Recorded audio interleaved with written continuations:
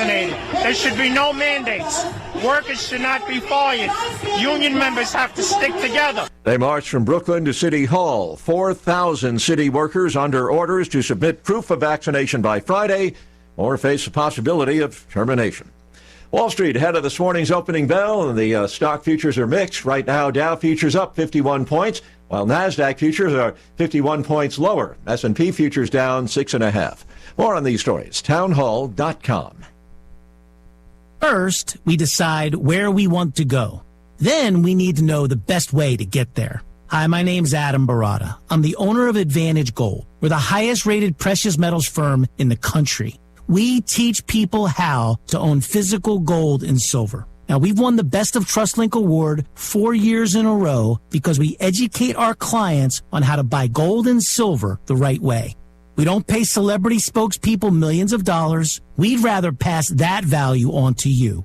Call 800-900-8000 and speak with one of our experts. We'll send you a free gold kit along with my latest #1 national best-selling book, The Great Devaluation. Call 800-900-8000. That's 800-900-8000. Get the best information, the best process, the best service, the best value. Call Advantage Gold at 800-900-8000. Call 800-900-8000. Oil giant BP reporting its highest profit in 8 years, and that's prompting calls for a windfall tax on energy companies. The very same energy prices that have spelt crippling bills for users previously prompted BP's boss to describe his operation as a cash machine. A combination of resurgent demand and geopolitical tensions means wholesale gas costs are 5 times higher than before the pandemic, while oil prices have almost doubled. BP has also benefited from a large stake in the Russian energy producer Rosneft at a time when that country has been accused of boosting prices by constraining supply. The BBC's Darshini David. Israel says security forces killed 3 Palestinian terrorists in the West Bank city of Nablus who had been responsible for recent shooting attacks. The Shin Bet Internal Security Agency says the 3 were in a vehicle and were killed in a clash with security forces. News and analysis, townhall.com. A new report calls for big changes in the fight against the opioid epidemic. The report from the Bipartisan Congressional Commission on Combating Synthetic Opioid Trafficking recommends a new strategy and cabinet-level leadership to counter drug overdoses that the CDC reports are killing a record 100,000 Americans a year. The report recommends a multi-pronged approach, stating the Commission came to recognize it's impossible to fight the tide by focusing on supply alone. Law enforcement disruption and diplomacy with other nations to shut down the source of chemicals used to make illegal synthetic opioids must be paired with decreasing the U.S. demand, like offering science-based treatment programs and investing in research to understand how to break addiction's deadly grip. Jennifer King, Washington. The Biden administration approving a $100 million missile support contract with Taiwan. The deal is aimed at maintaining and improving the island's air defense systems as it faces growing pressure from China. More on these stories at townhall.com.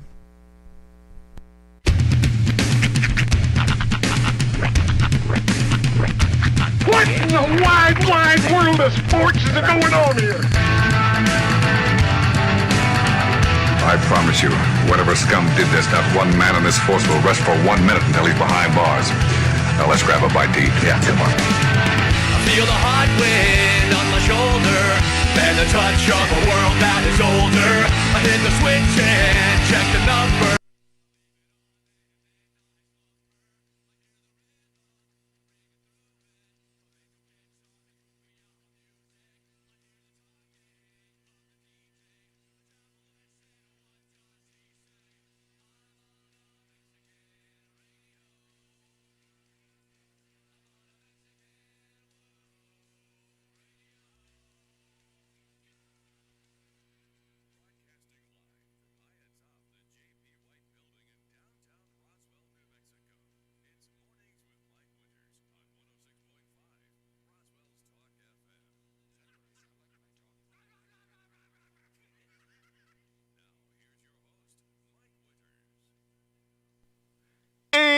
Good morning, one and all. Welcome to Mornings with Mike Winters.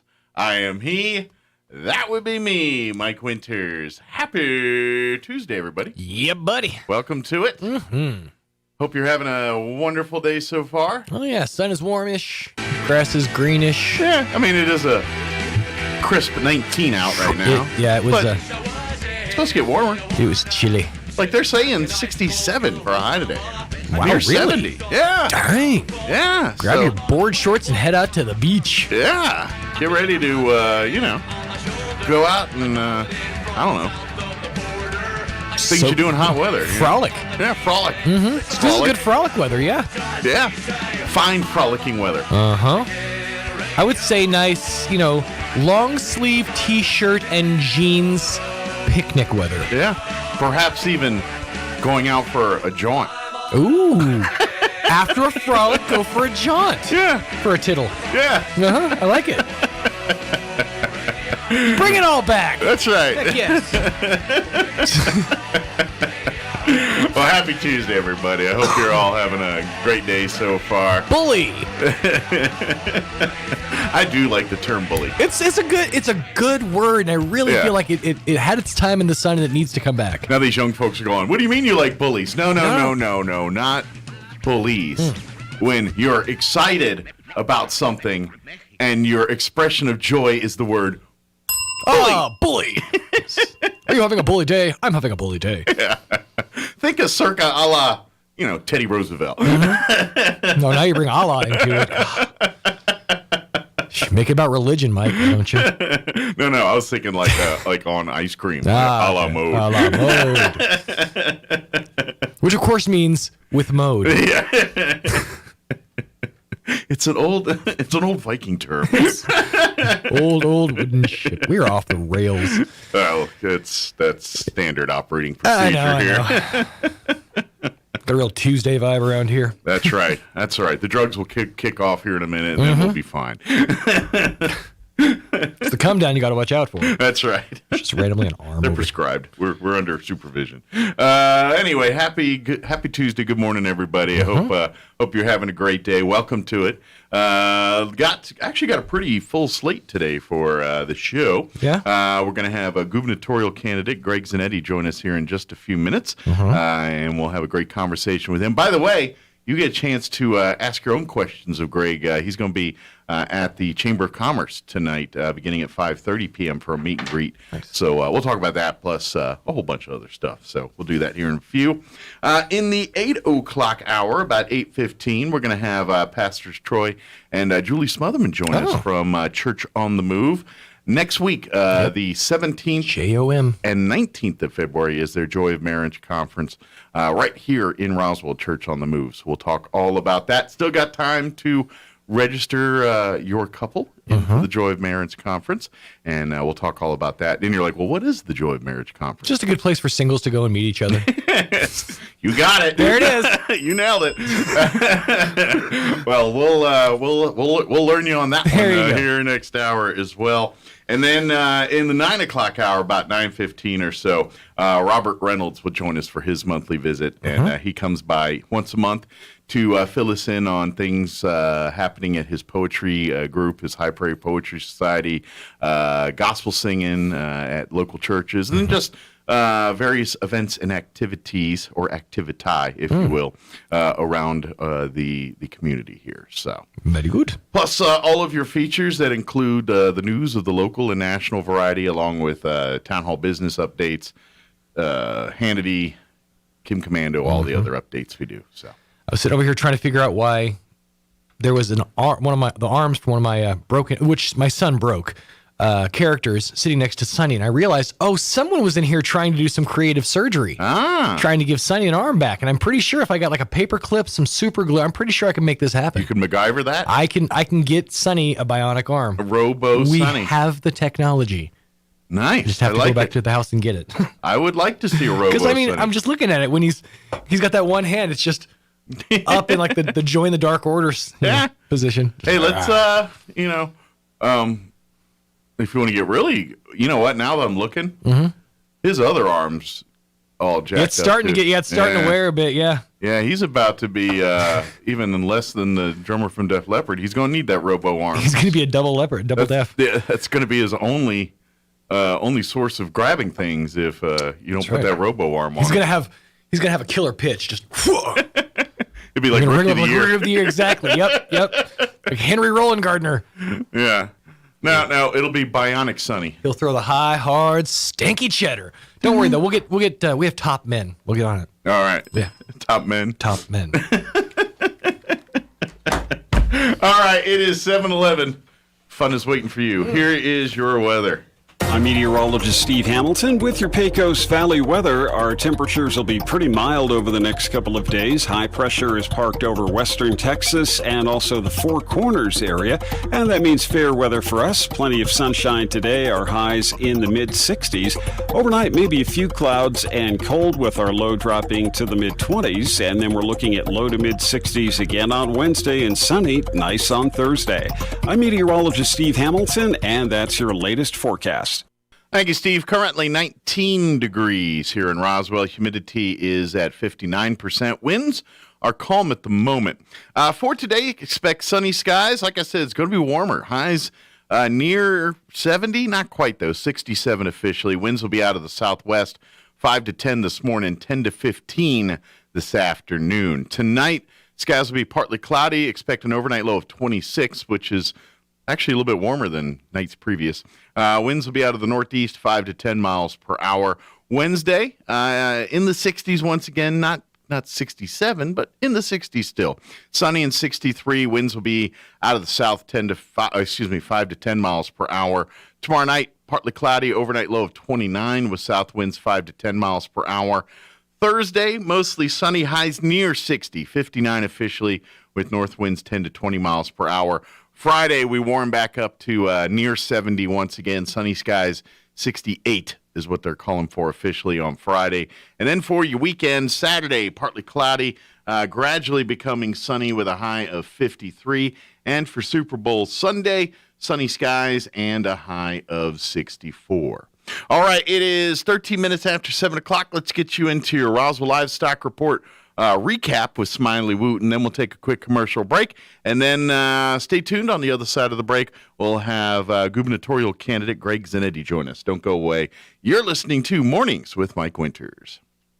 Good morning, this is Smiley Wooten at the Roswell Livestock Auction. 336 head of cattle sold on Monday, following below freezing week on a sold on Monday on a steady to higher market with excellent buyer attendance compared to last week. Stocker calves sold steady to 3 higher, feeder cattle 3 to 5 higher, packer cows and bulls steady to 5 higher, 3 to 400 pound steers 201, 226, 3 to 400 pound heifers 168, 170.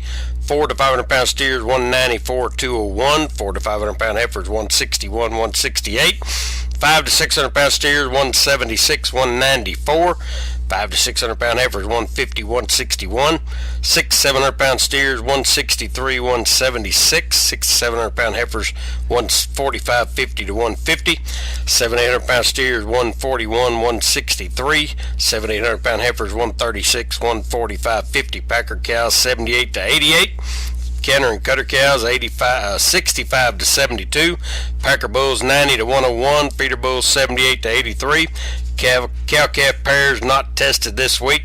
Top half the bred cows $900 to $1,175 per head. We're expecting a better run next week, and we appreciate the business. This is Smiley Wooten, Roswell Livestock Auction.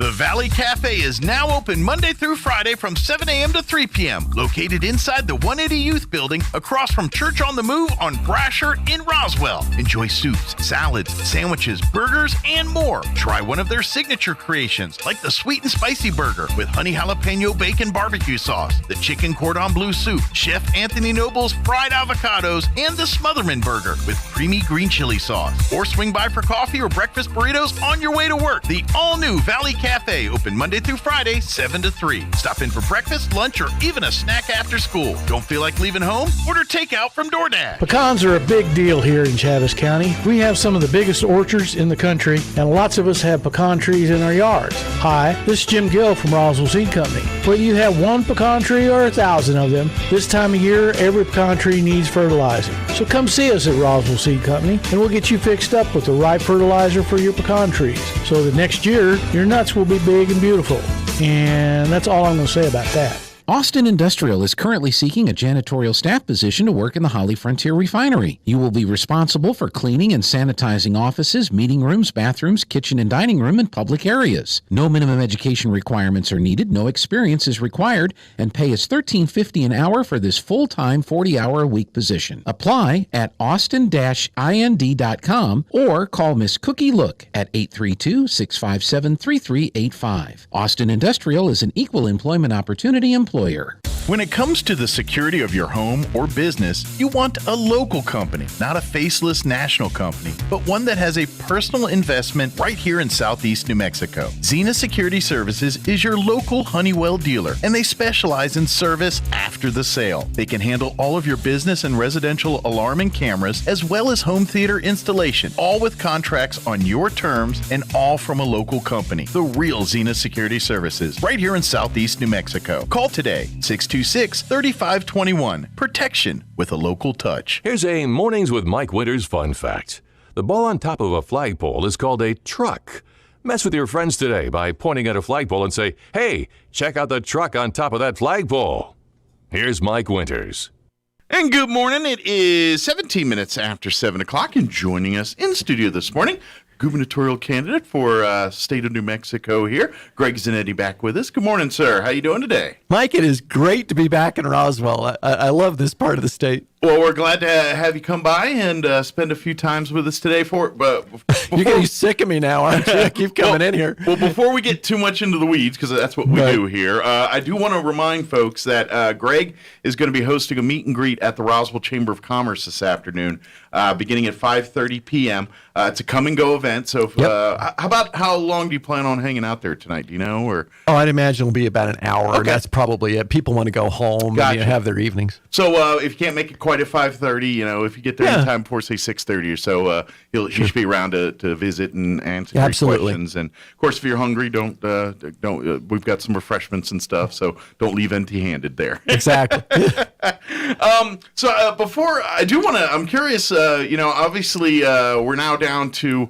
One of the Republican candidates for governor is now switched over to Libertarian. So that, actually, two of them did. Yeah. So we're kind of narrowed the race down to a few horses into the. We're down to what, 4 I think total here, or 5? I can't. 5. We're down to 5. 5 total here. Well, does that change your plan, strategy at all, or looking at the way things are happening, or you just keep doing your thing? We just keep doing our thing, putting the message out, and it's a different message. Sure. And so, Mike, do you remember last time I was here, Afghanistan had just kind of happened. That's when, we left people behind, and just up and left. And we were talking about not only the humiliation of that and how poorly Biden handled all that, but some of the ramifications. And we said that when the world sees this kind of thing out of a superpower, that confidence in our currency drops. And when that happens, typically you get more inflation, you get prices rising, right? Because people are dumping your currency on the international markets. And that's exactly what we saw, isn't it? Over the last, 5 months, 6 months, we've seen the price of gasoline going up. We've seen the price of chicken and beef and everything out there. And everybody's blaming COVID. Yeah, all right, I get that. And we're also blaming supply chains. Yeah, I get that. But we're actually ignoring a pretty big part of it in the bigger picture, what's happening. So now it's kind of amazing. I'm back here today, and now it's Ukraine. And I don't know, I'm looking at the maps. Putin has mobilized, over 1 million men? Yeah. It's stunning. We've mobilized 8,500. It's a drop in the bucket. Yeah, it's not exactly a serious deterrent.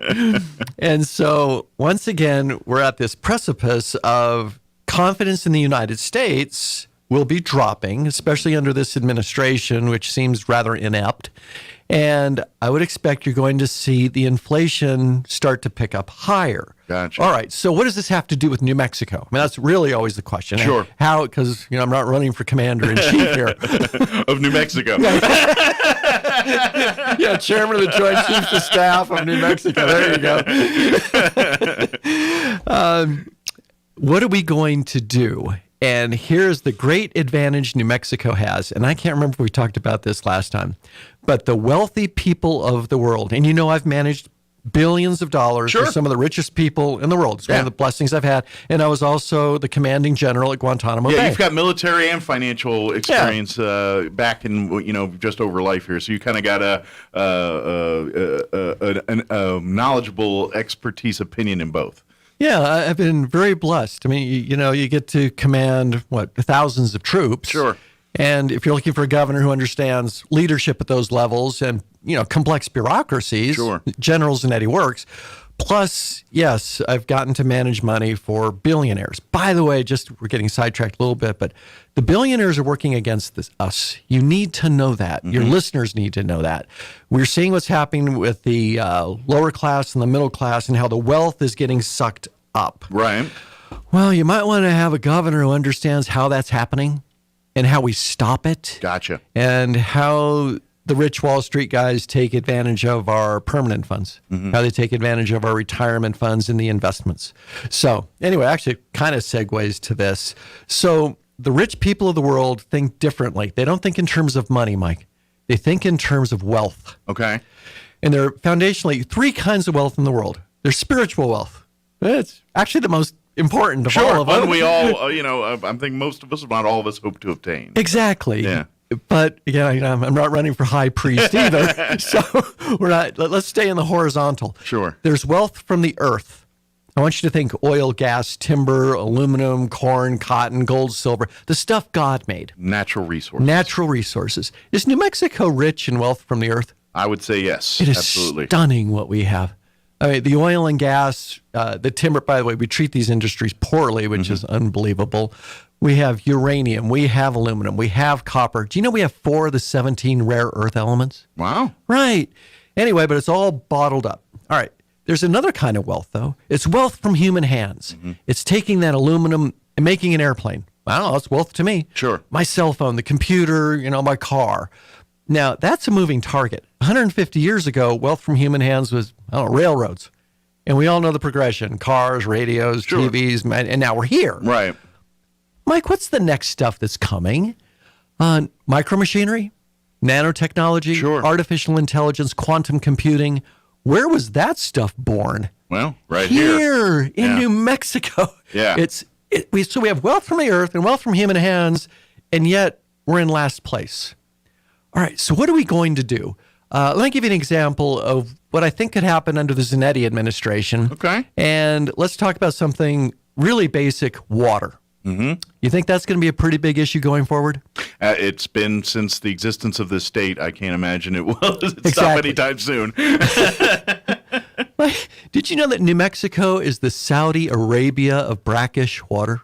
I know. Well, we know we're very blessed here in the Roswell area. That's something we've known for years. We talk about water droughts and things, and we're generally not in those conversations. No, but brackish water is, kind of salty, minerally. We have reservoirs of brackish water all over this state that are billions of acre feet. It's at least 1,000 years worth of water by conservative estimates. Gotcha. But you can't really drink it straight from the ground. Right. All right. So why aren't we going over to Israel and all those desalination plants where the high tech there has just soared? And as those desalination plants have gotten more technical and better, the prices have come down, just like on computers. Gotcha. All right, well, it's now a viable financial technology. Right. Yeah. And here's how you make it more viable. Fort Bliss, Texas, just down the road, they deemed fresh water a national security issue. Okay. So what they did was they went in with the city of El Paso and they said, hey, look, let's build a 30 million gallon a night desalination plant. Okay. We'll share the cost between the Department of Defense and the city. And as we do this together, we'll share the water. So New Mexico has what? 3 Air Force bases and 2 national labs. Why aren't we teaming up the way El Paso did and saying, let's build a desalination plant? All right. So now, by the way, brackish water doesn't come with water rights. It's basically ours. Gotcha. And we don't have to share it with Texas under these compacts. Okay. It's ours. Gotcha. All right. So next step, the cost of desalination, yes, it's coming down. The cost to pump fresh, clean water hundreds of miles, water's heavy, is going up. The lines haven't crossed yet, but they're getting closer, and we've got to get ahead of this. So it's the energy cost on the desalination. So let me throw this out to your listeners. Have you heard of small modular nuclear reactors? I've heard of them. I don't know a whole lot about them, but I've heard of them. I know the idea behind them. It's fifth generation stuff. No cooling towers. I don't know. One of these is about the size of a McDonald's. Okay. Mike, it'll power 60,000 homes. That would be the city of Roswell and a few extra to spare there. Well, sure. And it's not competing against the oil and gas industry. Yeah. Right. So, by the way, I'd love for us to be the water state and the energy state. But let's just keep going. Weren't we the uranium state? Weren't we the atomic state? Yeah. And don't we have this geologic wonder just down the road in Carlsbad, those salt pits where you can store nuclear waste safely for a couple hundred years until it's safe? Yeah.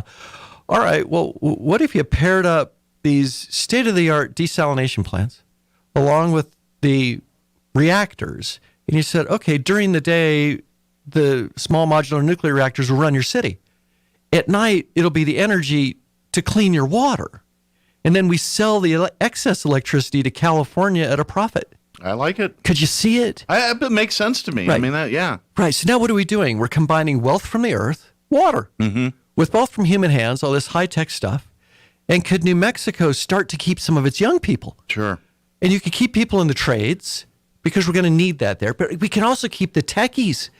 And wouldn't you want to keep both? So what's stopping us from doing that right now? Is it strictly government regulation and discouraging companies like this that do that to come to this state? Is that our big problem, or is it more than that? Well, it's a leadership issue. Okay. And we've got a tax structure that punishes creativity, entrepreneurship, private enterprise. And we also have a legal structure that makes it difficult for companies because they're always terrified of getting sued. I mean, I kind of jokingly say New Mexico's economic development plan consists of casinos, weed, and personal injury attorneys. It was kind of what we've come to. Sure. And if it weren't for the southeastern part of the state, in Farmington, and actually the ag parts contributing to the economy, we wouldn't have much here. Sure. And yet, those are the industries we treat poorly. It's an outrage. And I would think, and this is, again, I'm a dumb radio DJ, but I would think by encouraging the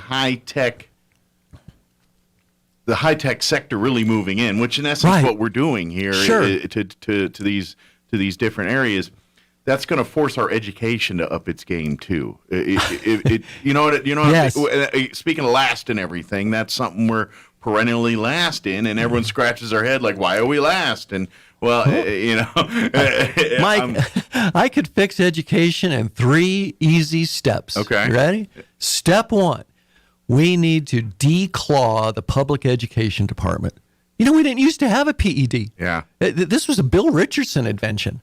And over the last 20 years, as public education in this state improved, I would say no. Right. If you had an employee here who did a lousy job for 20 years, you would fire him or her. Gotcha. Now, can the governor get rid of the PED? No.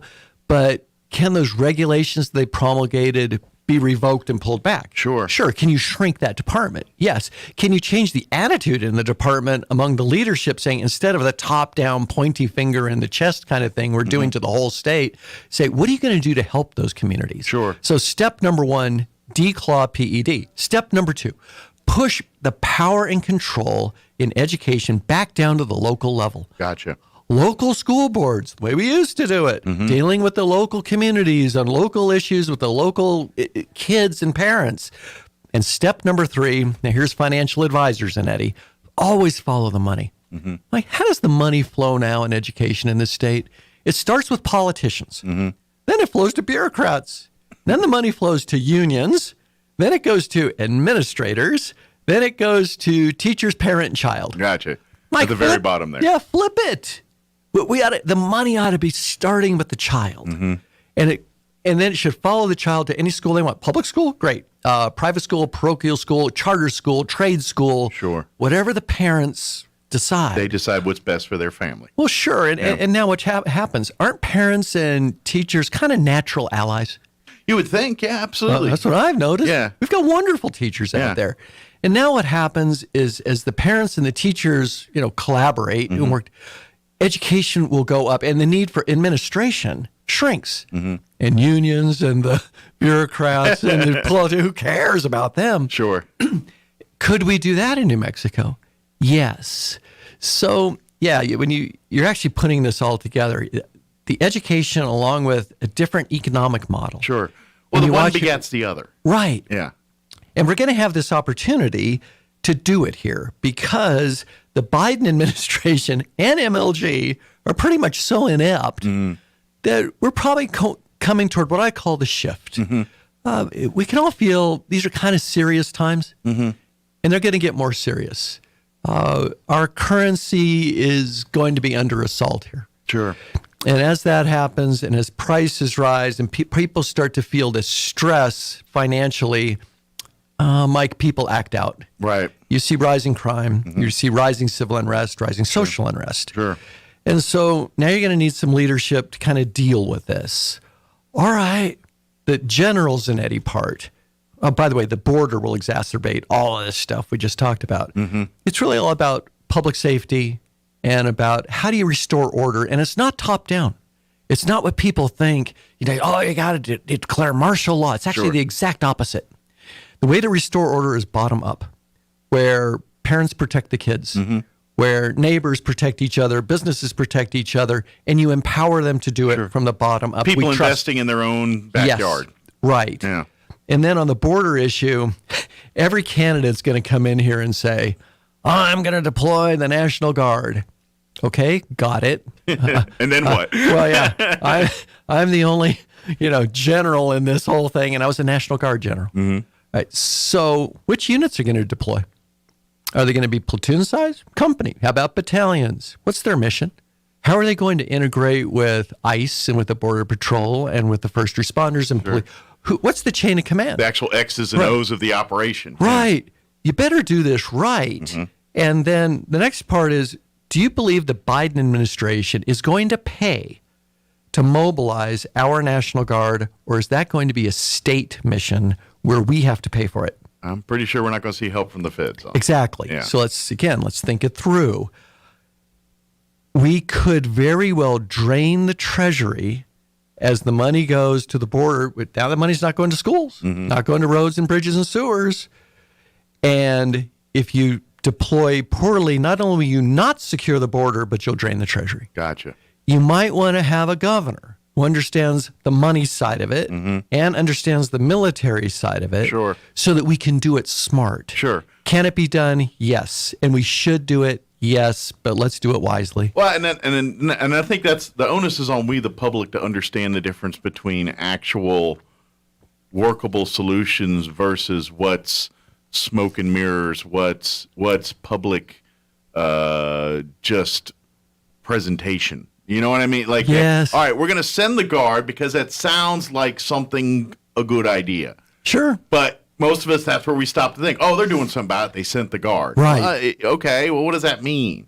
And you're right. Okay. To actually do stuff that's actually working things. And here's something, too, is because of the world we live in, what's needed to be done isn't always the most popular opinion. And so what I mean by that is we all agree this is the right way to go, but because the world's just what it is, there's going to be people that poke holes and turn it and have a platform big enough where there's people listening to them to think that some things that we think are common sense are now not common sense. So dealing with that on top of this world is just kind of crazy. Oh, no, I mean, you're right. And, back to your first point, I'm so sick of the platitudes, 30-second talking points. That's why I love shows like this. You can develop an idea rather than, I love kids. All right, I'm glad you love kids and puppies. Got it. How are we going to change this state? But I think we as a community need to be smart enough to recognize that, and I think obviously our government, our country is everyone's responsibility. That's right. The whole point of we the people. That's right. We're the ones that run it. We the makeup of it. If we don't like it, we change it. That's how this country works. Right. But to do that effectively, we the public, we the people, have to educate and make ourselves right. I hate to put it this way, but stop letting ourselves be victims. Just taking things at face value. Do your own research. Do your own studying. Ask your questions and things. I just think we live in a lazy world right now where I saw on Facebook must be the Bible. You know what I mean? And I think we, the people, that's a problem I think we as a nation have too. I mean, we even if we present good leadership, we got to be smart enough to be able to understand what it looks like. No, I agree. But look what we've incentivized. Yeah. We've incentivized people to stay home, smoke weed, watch video games, and order pizza. Well, and say this is going to work. Sure. All right, we need to switch the incentives. And we need to start rewarding enterprise and entrepreneurship and the private sector, because right now the government sector is crowding all this out. Right. The goal of the Zanetti administration is to go the opposite way. We need to shrink Santa Fe. We need to be pushing power and authority back down. And Mike, we're the cavalry. Nobody's coming to save us. It's us. Right. And we have to adopt the attitude. Just a quick story here. People used to say to me when I was commanding at Gitmo, they would say, "What's it like having all those people work for you?" I'd say, "You've got it all wrong. Yeah. I work for them."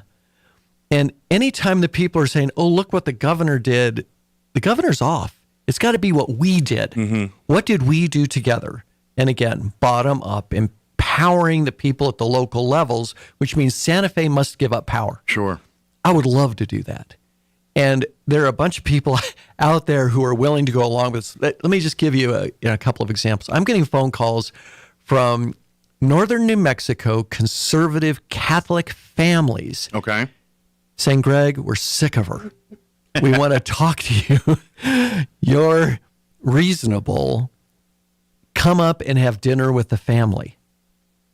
Like, I've never seen this before in New Mexico politics, where families are reaching out to a conservative Republican saying, "Hey, we need to change this state. They've gone too far. Their family values are threatened." That's right. Yeah.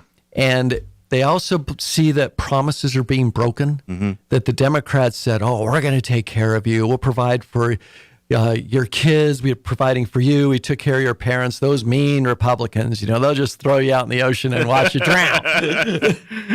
And yet now, as prices rise, and those paychecks that used to cover, the mortgage and insurance and gas and food, now those paychecks only cover the mortgage. Right. And they're saying, "You lied to me. You said you'd take care of me, and now you're not." So now we need to be there with a message that says, here's our alternative. And it can't be that "I told you so" message. That's not going to play. And so you've heard what I've talked about here today. We're talking about water. Is that a Republican or a Democrat issue, or is that a New Mexico issue? Yeah, that's very New Mexico. All right. How about energy for the whole state? Yeah. Right. These are issues. What about crime and the border? These things cross party lines. This has to be our message. And so this is what the Zanetti for Governor campaign is all about. Gotcha. So anyway, I'm talking too much. I do want to, we're in the middle of the legislative session right now and seeing things going on. Obviously, as a Republican governor, you're going to be probably, headbutting with a lot with the legislature, because it's been liberal since New Mexico's been a state. Right. I mean, how do you work there? And because I would just love to get that back to the middle. I'm not even talking about making it conservative. I just want it balanced where good government can come out of there, where you've got a good balance of conservatives and liberals working together to try to figure these things out. We're nowhere near that. I mean, is there any way, how do you kind of crack into that a little bit? There is a way. Okay. And we have a model. It was actually President Trump. Okay. Do you remember the first 2 years of his administration? Congress, even the Republicans weren't with him. So what did he do? He said, all right, let's get the cabinet together and let's go about this regulatory way. And he said, basically, we're going to have a competition. Who can erase the most regulations, department by department? And that's what it became. Every cabinet meeting, I erased 23 regulations this week. I did 16. We only did 8. It was this kind of thing. Gotcha. And as the regulatory relief came, did you see how the economy popped those first 2 years? Sure. Could a governor do that here without the legislature? Going and saying, we're going to cut these regulations. Okay. We're going to get rid of this red tape. Like, what about this? What if you wanted to start a business in this state, whether organically from someone here or from out of state? Gotcha. And the Economic Development Department assigned somebody to you and said, sir, I'm here to get you through all the permitting, all the zoning, all the legal processes to get you up and going within a week. Gotcha. And by the way, we've noticed that in your industry, what you're doing, you've got some allies over here in Roswell or Carlsbad or Artesia. You know, maybe you want to plant the business there. And by the way, we've got some land that you might be interested in. But concierge service, how can we help you build a business here rather than what we're doing now, which is you'll do this, you'll do that, you'll do this. And if you don't, we're going to shut you down. Imagine that changing in the state. So do you need legislative support to do that kind of thing? No, the governor could do that. So these are the kinds of things that I want to happen under the Zanetti administration, which is why I keep coming to Roswell, because you guys think like this. Sure. You're entrepreneurs. You create wealth. Sure. And you do it. We started the show, Wealth from the Earth, Wealth from Human Hands. What's this fracking stuff all about? Oil's about as low tech as it gets. And you guys are drilling down, 2 miles? Something like that, yeah. And then you're going horizontally another mile? And you're bringing oil out of rocks. It's unbelievable. We should be celebrating what you guys do, not punishing you. Well, and then and a lot of folks around this area, about the strain, the veins they're hitting down there in the Pecos Valley. I mean, I think they're finding new ones there, and there's oil down there long after your grandkids are going to be here. They found plenty of it here, and this is something we've always said, and you obviously know this. It's the people that attack oil and gas. They don't realize it impacts every aspect of their life. If you own anything that's got plastic in it, guess what? You're supporting. And I just, the people that are so anti-oil and gas, I'm like, you don't realize how much you need it. And I'm not saying to find better ways. Well, I'm always for finding better ways for things. But you don't throw the baby out with the bathwater in the meantime. You know what I mean? And I do. And that's what I feel like we got going on a lot here. It's like, to get better at things, sure. If we can find a different way to do energy, I think oil and gas is going to be a part of that regardless for as long as we're alive and everything else. And I don't know. I think there's a lot of stigmas out there that and it's smear campaigns, and everyone tries to make the big bad wolf out of one thing so they can get people to vote the way they want you to and all that. And I don't know. We're really hurting our economy, our way of life by just some ridiculous stuff, and then obviously you get the Hollywood types out there that they get, and everyone believes them because they're famous and they know less than you do about what's going on. Can I give you maybe another perspective on it? Sure, it's a leadership perspective. Yeah. And I saw this just as I was leaving command at Gitmo. This was when President Bush was leaving and President Obama was coming in. Mike, do you remember what the very first executive order was that Obama signed? Close Guantanamo Bay. Okay. All right, got it. Send us home. All right, so I called up to the Pentagon. All right, who's coordinating this? Like, no one had been assigned. Talk to the State Department contingent there at Gitmo. All right, you guys are going to do something with these knuckleheads. Where are they going? Nobody knew anything. The Air Force had no idea where these guys were going to be flown to. And so it was my first experience with leadership by decree. Okay. Pronouncements. I declare we shall close Gitmo. And the leader leaves the room. Can you imagine running your radio station like this? Right. Or any business like this? Sure. All right, what happened in Afghanistan? Biden did the exact same thing. We shall leave on August 31st. There was no planning, no coordinating. We leave all this stuff behind, all this humiliation. What's MLG and what do the new Green Deal people act like? It's by decree. We announce we shall have new Green Deal and we will be totally, energy and oil independent by blah, blah, blah with solar. Well, none of it's real. Sure. They think they can just pronounce it and it will magically happen. Well, see, to me, and that's the same vein with the marijuana stuff. Right. Love it, hate it, whatever, marijuana's here. And I think that's going to be the trend. At some point, the feds are going to legalize it. It's going to be like booze and everything else, which, agree, disagree. It's whatever it is. But I feel like New Mexico did the same thing. We're going to make it recreational. Great. Right. Beginning here, but they gave no guidelines. They gave no marching orders or any kind of parameters on how this and now we've got municipalities and counties across the state scrambling to try to figure out how to implement this by April, whenever the date is in April that comes out here. What that's to me that's exactly what you're talking about. It's like great, you decree it, but we have no thing in place, and I'm telling you, when it all hits April, I bet it's going to be a huge goat rope for people until they figure this out. And Mike, you just nailed it. Yeah. When you have leadership by decree, then either people overreach because they start to take responsibility for things. Well, I don't know. I guess I better take charge. Or you have people who are paralyzed. Well, I don't know what to do, so maybe I won't do anything. Sure. And so then you get confusion. And this is what we've got going on in this state right now. So, again, I've been very blessed. I've gotten to command, platoons of 30, and I've gotten to command joint task forces of thousands. Sure. And it's just a big difference on leadership at each of these levels. But the principles are the same, though. Sure. You've got to build really good teams, everybody kind of working together. What's our end goal?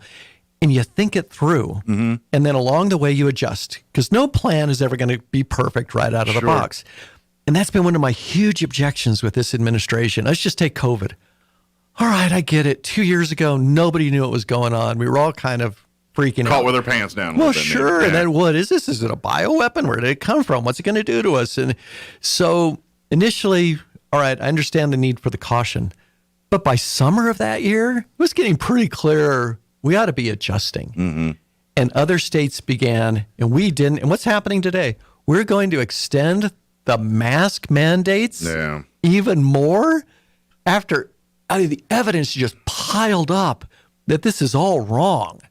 And yet we continue down the same path because that's how you, by decree, heaven forbid you admit you did something wrong.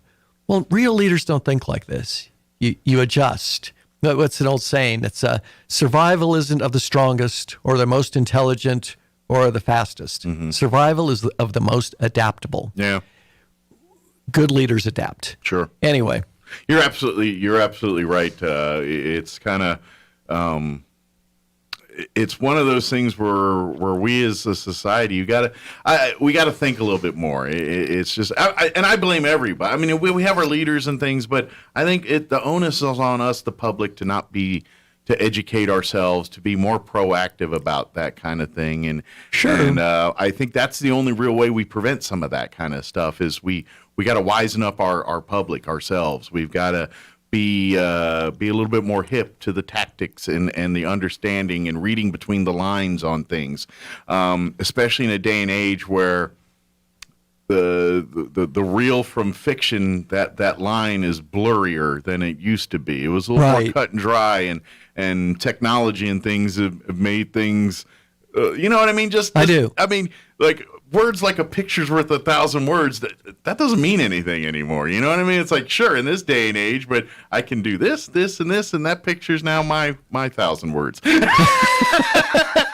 And so you almost have to have that same mindset in everything you do here, and so we got to be smart about it. But like you said, we also need to expect more from the people that do lead us and demand transparency in some of these things. And I don't know.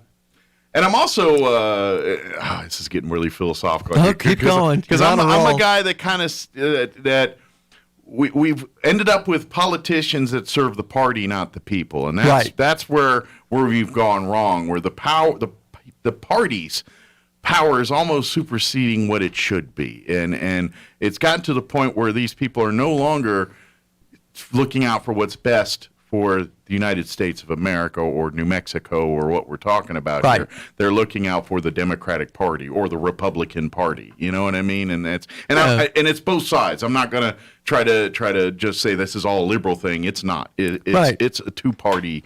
They both have been doing this, my opinion, since the Civil War. But just gradually over time here, and I think we kind of got to wisen up a little bit on this, and kind of almost. I think we, the people, should hold the fire to the party's feet and make them adapt back to serving us rather them. And how do we do that? I don't know, but I think that's where we need to lean a little bit. Oh, no, you've nailed it. Yeah. Men and women, right, on both sides, pursuing their political ambitions. And actually, the word that sums it up in our society right now, I believe, is selfie. Yeah. You know, you hold the camera up and look at me, look at the food I mean. It's all about me, I. Well, we need to just reverse that. Politicians should rarely use the word I. It should be about us. It should be about we. Sure. It should be about how are we going to help others. Absolutely. And when the focus turns toward others, well, suddenly you're not so important. And there's a spiritual component to this. Sure. We kind of need to get straight in the vertical.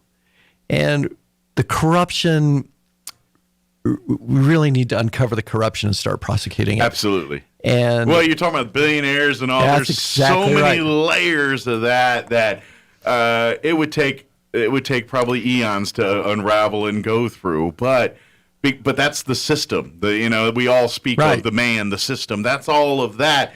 And yeah, we gotta. How do we do all that? And people, it's there's a lot of power and money behind all of that, and they're very good at covering. They've been doing it long before we've been around. It's the way of the world, and But so let's change the way of the world in New Mexico. Absolutely, and start pulling it one way or pulling that into the light one at a time, and that kind of will start toppling it, piecemeal. I think. No, many times in history, you will see someone who was, or a group of people who were the least, suddenly change their mindset and become the best. Right now, all right, New Mexico's at the bottom of everything. All right, got it. I'm so sick of hearing about that. I can't stand it. Yeah. What are we going to do about it? Well, it's almost just now a talking point for the next political group. You know what I mean? Right. It's like I've been in New Mexico since 1997. Right. And I have not, and that mantra has not changed since 1997 when I've been here. And I'm sure it was going on long before I got here too. But, I've been here, 20 plus years, and it has not changed. And it's not even made any kind of progress, to be honest with you. And so, you're right. It's time to do something about that. Here's where I'm going to give you hope. Okay. It's kind of a weird mix of hope and serious times are coming. Do you know New Mexico used to be a Republican state? Really? Yep. When was this? Well, so as a territory, we weren't even allowed into the Union because we were anti-slavery. Okay. And it was the Democrats who were pro-slavery. Yes. And then we came into the Union. We were all Republican until 1928. Okay. And then the Depression hit. Now, this will shock you, but Republicans had been in power so long, we had become corrupt. Gotcha. It's just human beings, right? Too much power is, absolutely. For too long. And so the Depression hit, and people said, you Republicans betrayed us. You told us you would do these things. You told us this would happen. It's all fallen apart, and you lied. Mm-hmm. And the switch flipped. And you can see it in the charts. We went from Republican to Democrat in one cycle, and Mike, we never looked back. Gotcha. All right, well, now the Democrats have been in power for, 90 plus years, and they've become corrupt. Sure. Because it's natural, human, and they are breaking promises. We have to be there with a message, an alternative on how we can change this state. Gotcha. And again, I call this the shift. Typically, a shift historically takes about 3.5 years.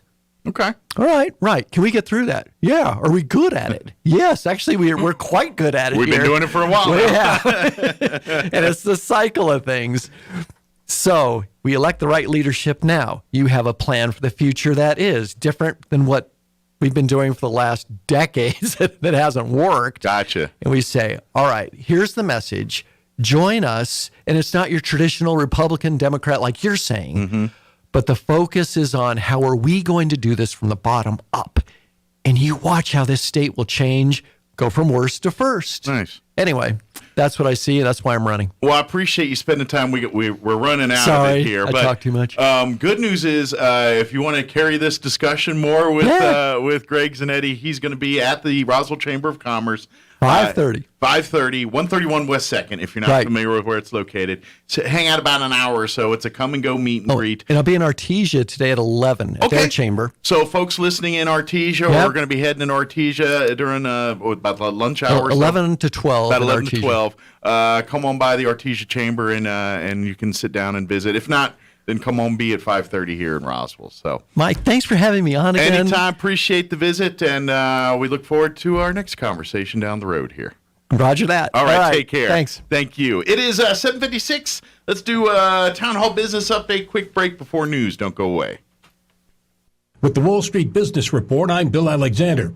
Frontier Airlines and Spirit Airlines are proposing to combine in a $2.9 billion deal that would create a larger discount airline to compete against the nation's dominant carriers, and they say promote lower fares. Both are ultra-low-cost carriers that tempt travelers with rock-bottom prices for no-frills service that often generate more than their share of consumer complaints. The Biden administration is raising red flags about 33 Chinese companies whose legitimacy it cannot verify, imposing new restrictions on their ability to receive shipments from U.S. exporters and requiring extra diligence from American companies that want to do business with them. The Commerce Department said Monday that it was adding the companies to what is known as the unverified list. On Wall Street, the Dow up 1 point, the Nasdaq fell 82, and the S&P 500 down 16 points. For the Wall Street Business Report, I'm Bill Alexander in Washington. This is Noreen Teal with the New Mexico Workforce Connection Centers with a special announcement. On Tuesday, February 8th, from 2 to 6 p.m., the workforce offices across the state will be hosting a rapid hire event. We will be conducting on-site interviews for multiple positions. Do you have a passion for helping others, excellent customer service and communication skills, and are you looking for a career opportunity that offers benefits including paid holidays, insurance, and a retirement plan on day one? If you answered yes, then we want you. Please bring your resume, 3 professional references, and school transcripts to be considered for one of the many positions we have available. For more information, please call 800-303-3599. Time to double up and save at Roswell Honda.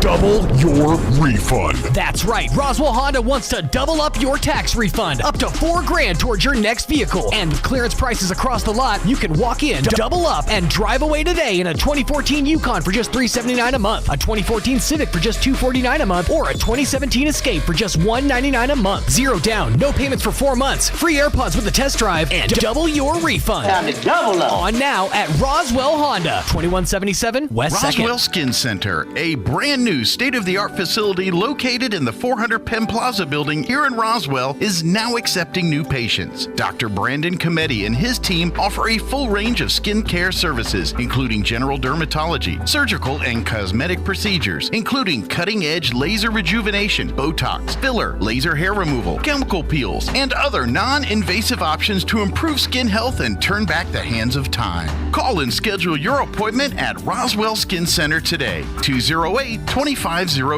That's 208-2509. It's a new year, and the progressives in Santa Fe are trying to get their claws into Roswell. Governor Grinch has her best buddy in Roswell running for mayor. In Roswell, we are proud of our families, our industry, our traditions, and our values. We can't let the Santa Fe gang take over our community. In the Roswell municipal election on March 1st, vote to keep Roswell open, to keep Roswell independent, and to keep Roswell free. Let's keep Kintai as our mayor. This is Dennis Kintai, and I approve of this ad. Here's a Mornings with Mike Winters. I'm Rich Thomason. They will be swift and severe, the consequences President Biden is promising if Russia invades one of its neighbors. As he's been doing for weeks, the president is bluntly warning Russia's Vladimir Putin to keep his tanks and troops out of Ukraine. I think he has to realize that it would be a gigantic mistake for him to move on Ukraine. At yesterday's press conference with the German chancellor, the president held out hope for a diplomatic resolution, but said if there's a cross-border attack, Moscow will pay a heavy price. White House correspondent Greg Clugston. Police have arrested a suspect in a deadly shooting at a grocery store in Richland, Washington. The attack left one person dead, another seriously wounded. 39-year-old Aaron Kelly facing charges of first-degree murder and first-degree attempted murder. Hyundai and Kia telling the owners of almost 485,000 vehicles in the U.S. park them outside because they can catch fire. The problem is contamination in the anti-lock brake control module that can cause an electrical short. Those vehicles affected include certain Kia Sportage SUVs from 2014 through 2016 and the 2016 through 2018 K900 sedan. Recalled Hyundais include certain 2016 through 2018 Santa Fe SUVs, as well as 2017 and 2018 Santa Fe Sports. Correspondent Jeremy House. Former President Trump has not announced another run for the White House, but if he did run and if he did win, what would he do first? Well, the Epoch Times reports that Mr. Trump says his first executive action would be complete that border wall. Watching Wall Street, stocks are mixed. Right now, the Dow is up 55 points, the Nasdaq down 61, and the S&P 12 points lower. More on these stories at townhall.com. Do your pets have the same energy they used to? Do they have problems with itching, scratching, a dull coat, or goopy ears? Then your pets need Dinovite. DINOVITE.com.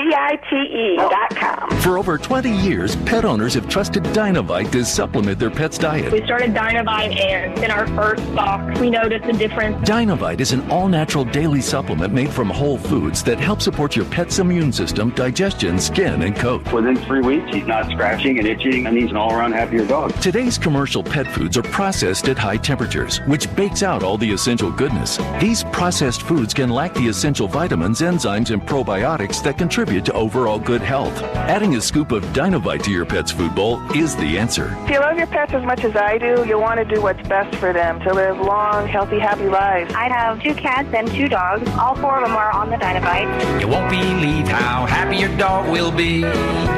DINOVITE.com. Severe drought has left an estimated 13 million people facing hunger in the Horn of Africa, according to the United Nations World Food Program. People in a region including Somalia, Ethiopia, and Kenya face the driest conditions on record since 1981. The UN's calling for immediate assistance to forestall a major humanitarian disaster. Drought conditions are affecting pastoral and farming communities across southern and southeastern Ethiopia, southeastern and northern Kenya, and south-central Somalia. The European Union successfully stepping up the fight to fend off risky foreign business takeovers from nations like China that could endanger national security or threaten control over essential sectors like energy, transport, and healthcare. A top French official says the unprecedented legislation makes the bloc much better equipped to protect strategic, homegrown businesses. News and analysis, townhall.com. California is bringing back paid sick leave for coronavirus cases. California lawmakers have passed a COVID bill requiring companies with 26 employees or more to give workers up to 2 weeks of paid sick leave if they come down with the coronavirus or are caring for a family member. Governor Gavin Newsom is expected to sign. The law will expire at the end of September, but it's retroactive to January 1st, which is good news for many workers that lost income after getting caught in the recent Omicron surge. Many Republicans voted against the proposal because of how much it would cost business owners who are already struggling. I'm Jennifer King. President Biden's top science advisor has resigned after an internal investigation found credible evidence that Dr. Eric Lander mistreated his staff, bullying and otherwise disrespecting workers, and critics say Lander should have been fired by the president. So again, on Wall Street this hour, the Dow is up 22 points, the Nasdaq 71 points lower. More on these stories at townhall.com.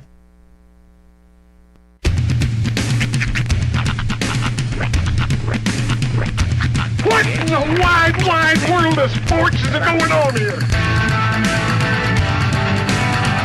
I promise you, whatever scum did this, not one man in this force will rest for 1 minute until he's behind bars. Now let's grab a bite to eat. Yeah, come on. I feel the hot wind on my shoulder, and the touch of a world that is older. I hit the switch and check the number. It on and then I slumber. I hear the rhythm ringing through it. Flamenco guitar and cumbia music. I hear the talking of the DJ. The devil listen, what does he say? I'm on a Mexican radio. I'm on a Mexican world radio. Broadcasting live from high atop the J.P. White Building in downtown Roswell, New Mexico. It's Mornings with Mike Winters on 106.5 Roswell's Talk FM. Is that what I sound like when I talk? Now, here's your host, Mike Winters. And good morning. It is 6 minutes after 8 o'clock. Welcome to hour number 2 of the Deuce of Mornings with Mike Winters, right here on 106.5 Roswell's Talk FM. Happy Tuesday. Hope you're having a delightful day so far. Thank you to Greg Zanetti, gubernatorial candidate. We had a great conversation last hour. If you missed it, I invite you to check it out at your leisure, ksvptv.com. And it'll be there after the show.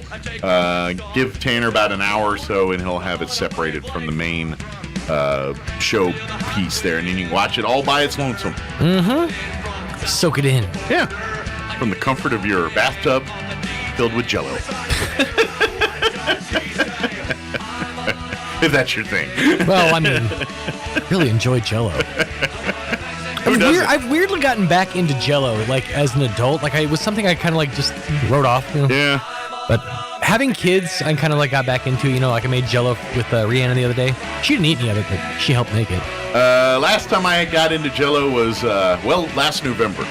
Yeah. Colonoscopy. No, yeah. That's usually when I dab into that. You know what was always like one of the coolest things growing up was, and I know that parents make them still, but I almost never see them.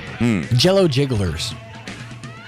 A Jell-O jiggler? It's just Jell-O with a cookie cutter cut out. Oh, okay. To shapes, but I didn't know it was the name of them. It was a huge thing back when I was a kid. It was like, parents make Jell-O jigglers with your kids. Then you put it in your mouth and turn it back to liquid again. Yeah, exactly. Just just goofies as soon as you touch even like a finger to it. But it was fun for the kids. Sure. Yeah, it's edible like art, oobleck or whatever that stuff. Yeah, there were even parents that decorated it with frosting and whipped cream and stuff like that.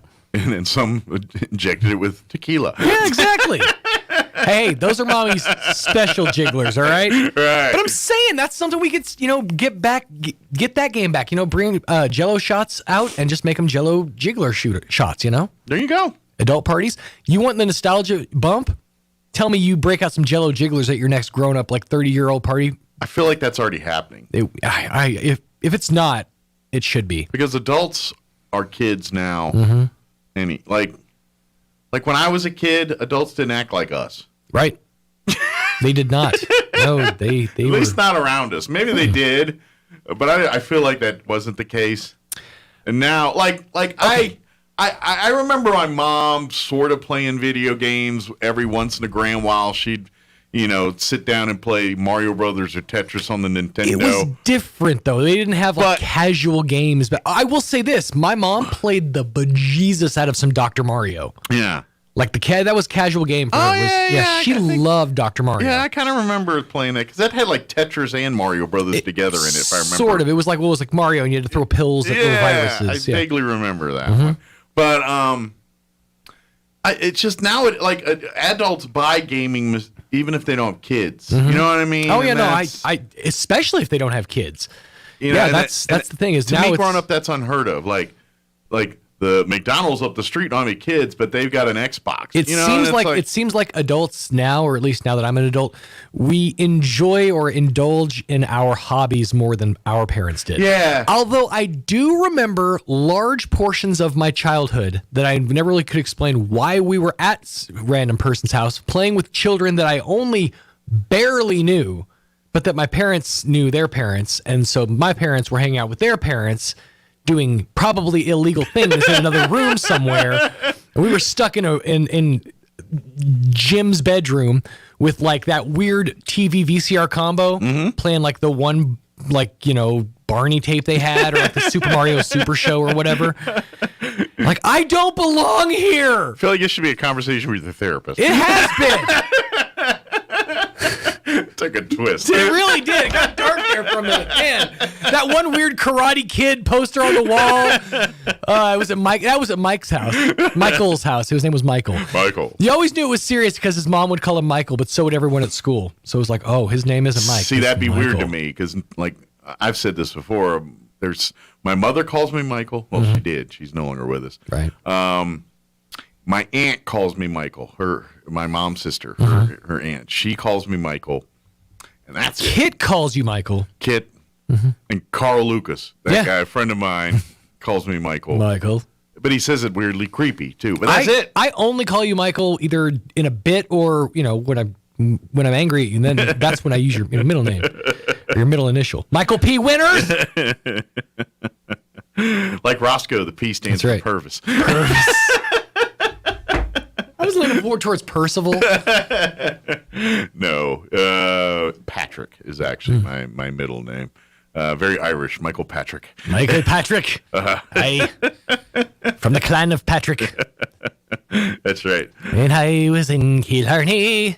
Maybe that's why I love hash browns so much. That's why I'm so into hash. There it is. Let me give you the rundown for this era of the show. We'll get you up to date with the weather here in just a few. Then in just a little bit, we'll have Pastor Troy and Julie Smotherman join us from Church on the Move. We're going to be talking about Joy Marriage Conference, which will get underway next week, the 17th and 19th, next Thursday and Saturday at Church on the Move. We'll talk all about that, what the Joy of Marriage is, and what to expect during the events there. Later on this hour, we'll get you up to date with the news of the local variety, along with your town hall business and whatever else we can come up with for this hour of the show. A pitch that they probably wouldn't go for. What if they do like a Joy of Separation conference? Probably would not go well. Probably not gonna. I don't think get somebody else. To be honest, I don't think they need a conference from that one. People just kind of got that one figured out. Finding the sports card that's just right for you. Feeding your children the mac and cheese and then eating this couple spoonfuls that are left after they're done. I feel like that's a movie title, like How to Ruin a Marriage in 10 Days. Cut up hot dogs and you. Yeah. Well, maybe you should be the guy that the leading guy. You know what? He'll go in. I'll spearhead it. Let me talk to the pastor. And then he'll shoot it all down, and you make them. Yeah, I get it. I like that move. But anyway, hey, I'm not sure. Where is it at? Dang it. Oh, here we go. Let's see. I'm not sure, but today. The Historical Society for Southeast New Mexico is hosting a blood drive with Vitalant. They're going to have the blood mobile there from noon until 5 p.m. today. I am not sure if they still have openings, but if they do, it would behoove you to fill them because, you're giving the gift of life and donating blood and helping people by doing something very simple that takes 45 minutes out of your day to do. But I know Amy and the folks over at the Historical Society, they like to give swag to all the folks that donate during their blood drives, little things like biscochitos and cool swag like that. So if you're able to, call Stephanie or text Stephanie at Vitalant, 575-840-8178. Again, that's 575-840-8178, and see if you can get in on donating blood out there today. Like I said, they're going to be out there from noon until 5 p.m. Of course, you can swing on by, see if they'll do walk-ins and stuff too. You never know if they've got an opening and if they can get some blood and use that time to do that. They'll take advantage of it again. But call ahead if you can today, 575-840-8178. All right, it is 14 minutes after 8 o'clock. Let's go ahead and get you up to date on the weather. I'm meteorologist Steve Hamilton with your Pecos Valley weather. Our temperatures will be pretty mild over the next couple of days. High pressure is parked over western Texas and also the Four Corners area, and that means fair weather for us. Plenty of sunshine today. Our highs in the mid-60s. Overnight, maybe a few clouds and cold with our low dropping to the mid-20s, and then we're looking at low to mid-60s again on Wednesday and sunny, nice on Thursday. I'm meteorologist Steve Hamilton, and that's your latest forecast. Thank you, Steve. Currently 28 degrees here in Roswell. Humidity is at 47%. Winds currently out of the northwest at 5 miles per hour. For today, dare I say pleasant, especially what we've been dealing with. Sunny skies, upper 60s today. 67 our high with southwest winds. 5 to 10 this morning, but 10 to 15 miles per hour for this afternoon. Tonight, partly cloudy with an overnight low of 26 degrees. Winds will be out of the northeast, 5 to 10 miles per hour. Wednesday, still in the 60s, low 60s, though. Sunny, 63 for a high tomorrow. Winds will be out of the south, 5 to 10 miles per hour. Tomorrow night, partly cloudy with an overnight low of 29 degrees and south winds 5 to 10 miles per hour. Looking at the rest of the week, we'll be near 60 on Thursday, mostly sunny, 59 officially. North winds 10 to 20 miles per hour. Friday, warm and back up, sunny skies, highs in the upper 60s, 68, so pushing 70 there Friday. And then looking at the weekend, partly cloudy with a high of 53 on Saturday. And for Super Bowl Sunday, sunny skies, mid-60s, 64 for a high there.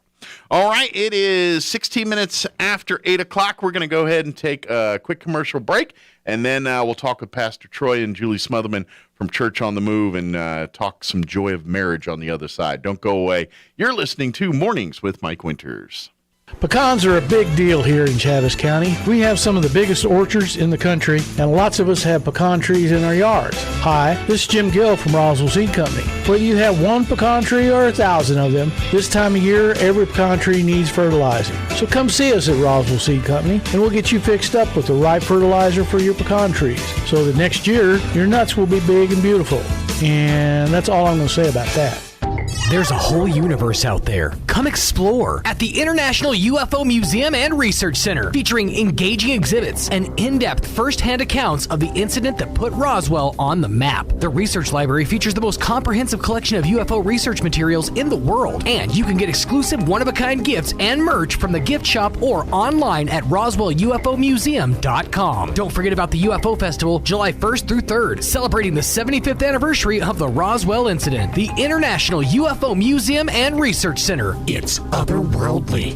Where can you find the best selection of beautiful and unique home decor in the region? Easy. Casa Decor in Ruidoso. For years, people from all over have come to Casa Decor for the best selection of rustic, real wood furniture, beautiful decor from the Southwest and beyond, and quality outdoor furniture and accessories that are built to last a lifetime. At Casa Decor, they have over 10,000 square feet of showroom for everything you need. Casa Decor opens 7 days a week from 9:30 to 5 at 1214 Meacham Drive in Ruidoso, or online at casadecorruidoso.com. Proud supporter of local high school sports. The Valentine's Day giveaway is on at Roswell Nissan. Roswell Nissan is giving away a 2-night getaway to Buffalo Thunder Resort and Casino in Santa Fe, plus a $100 food voucher at the resort and a $400 Visa gift card. 1 entry for stopping by, 3 entries with a test drive or service, and 5 entries with a purchase.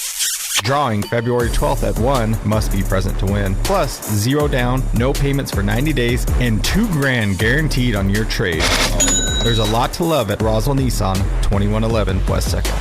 Have you been dealing with stress or anxiety lately? Don't let that stop you from getting the dental work done that you know needs to happen. Hi, this is Dr. Sarah Usher with Carabelli Dental, and every day we help people just like you have a relaxing and pain-free experience with IV sedation. Just imagine a dental experience where you don't remember the needles or the drills. If that's what you're looking for, we can help. Let us ease your stress and create the best dental experience ever. Come see the team at Carabelli Dental at the corner of 9th and Main, or call 622-4455. The University of New Mexico is committed to ensuring that residents of our state entering college for the first time can afford to pursue a bachelor's degree with the Lobo First Year Promise. Qualified first-time freshmen who have graduated from a New Mexico high school and have an annual family income of $50,000 or less will have base tuition and fees for full-time enrollment enrollment covered for the 22 to 23 academic year. Application deadline is March 1st. The Lobo First Year Promise at the University of New Mexico. Find out more at promise.unm.edu.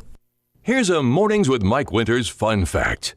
Sigmund Freud once believed that cocaine could be used to help treat a morphine addiction. Mike used bacon to get over his addiction to beef. Here's Mike Winters.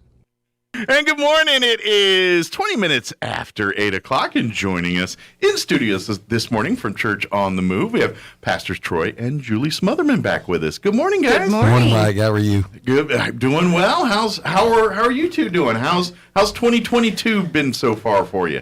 Been really good. Good. Very busy as always, but extremely good. Good deal. I know everything's going well at the church, and people.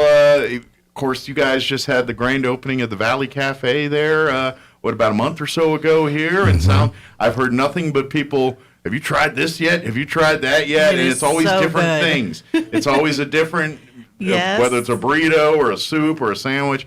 Everyone's, I myself need to get down there. I haven't had a chance to. You need to. I need to. I used to live down at that end, so it was a lot easier, but now that I don't, I have to make points to go down, so I just need an excuse to go down at that Yes, end. you do. Oh, we'll bring you lunch sometime. We'll bring the whole staff up here lunch sometime. So if you're hungry right now, they do breakfast, they do lunch, after school, whatever, they got you covered. And I'm telling you, not every person, have you tried this yet? That's great. Yeah, that's all good. So Anthony down there does a great job. He's our chef. Yes. We had him on the show. And all his original stuff, and everything's original to him. And so I'm really anxious to try that cordon bleu soup. That just sounds. I'm a cordon bleu guy. Chicken cordon bleu. I love that. You'll be back if you eat it. In a soup form, I'm down. I'm in. Yeah, it's delicious. I have to bring Mike some cordon bleu soup. He last week he featured a jalapeno popper grilled cheese sandwich. Oh dang! Yeah. That makes sense. I know. You never had it, but once you say it, you're like, why has he done that before? Yeah. I mean, his recipes, his sweet and spicy sauce that he puts on his sweet and spicy hamburger. We usually order that with the jalapeno poppers appetizer. That sauce is incredible. Yes. Nice. I mean, incredible. All right. Well, that just blew this out of the water. I'm starving. We're going to stop. I know. We'll bring you some cordon bleu soup so you can try it. Oh, man. Yes, that would be great. But we're not here to just convince you to have lunch today at the Valley Cafe. We also want to invite folks, couples, to come be a part of this year's Joy of Marriage Conference. How many years now have you two been doing the Joy of Marriage Conference? 19. This is number 19. Doesn't look a day over 10. I know. Thank you. But really, this is it safe to say the Joy of Marriage Conference is really, you guys just figured out marriage and are now presenting that to the world kind of thing? Well, it's not just us. We have other guests too. Obviously, but I mean, that's the story. That's kind of the story behind even starting it. Sure, you guys basically, like all marriages, you have your struggles, you have things, but you guys figured out and said, you know what? These are the tools that helped us. Here's some other experts. These are tools that can help you, because if marriage was easy, we'd all do it. You know what I mean? And it's not.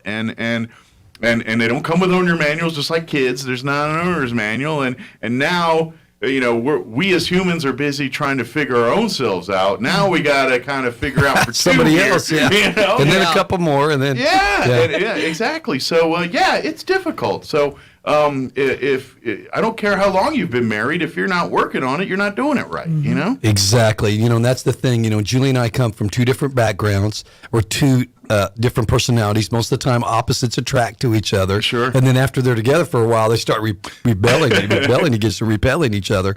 And so that's what happened. I grew up, I wasn't a Christian, then became one and had to work through all that. She grew up at 5, she became a Christian. And so we had two different ideas about how we communicated. Sure. We communicated differently. We had different ideas about finances, about sex, we struggled, extremely difficult struggles in the first couple years of our marriage, and working through that and just having the heart to want to do that. Sure. And that's where it starts. It starts with two people saying, hey, listen, we don't want to just survive this We don't want to end up in divorce. We don't want a survival marriage. We don't want a broken marriage. Sure. We want a great marriage. We want a marriage that brings joy to our lives.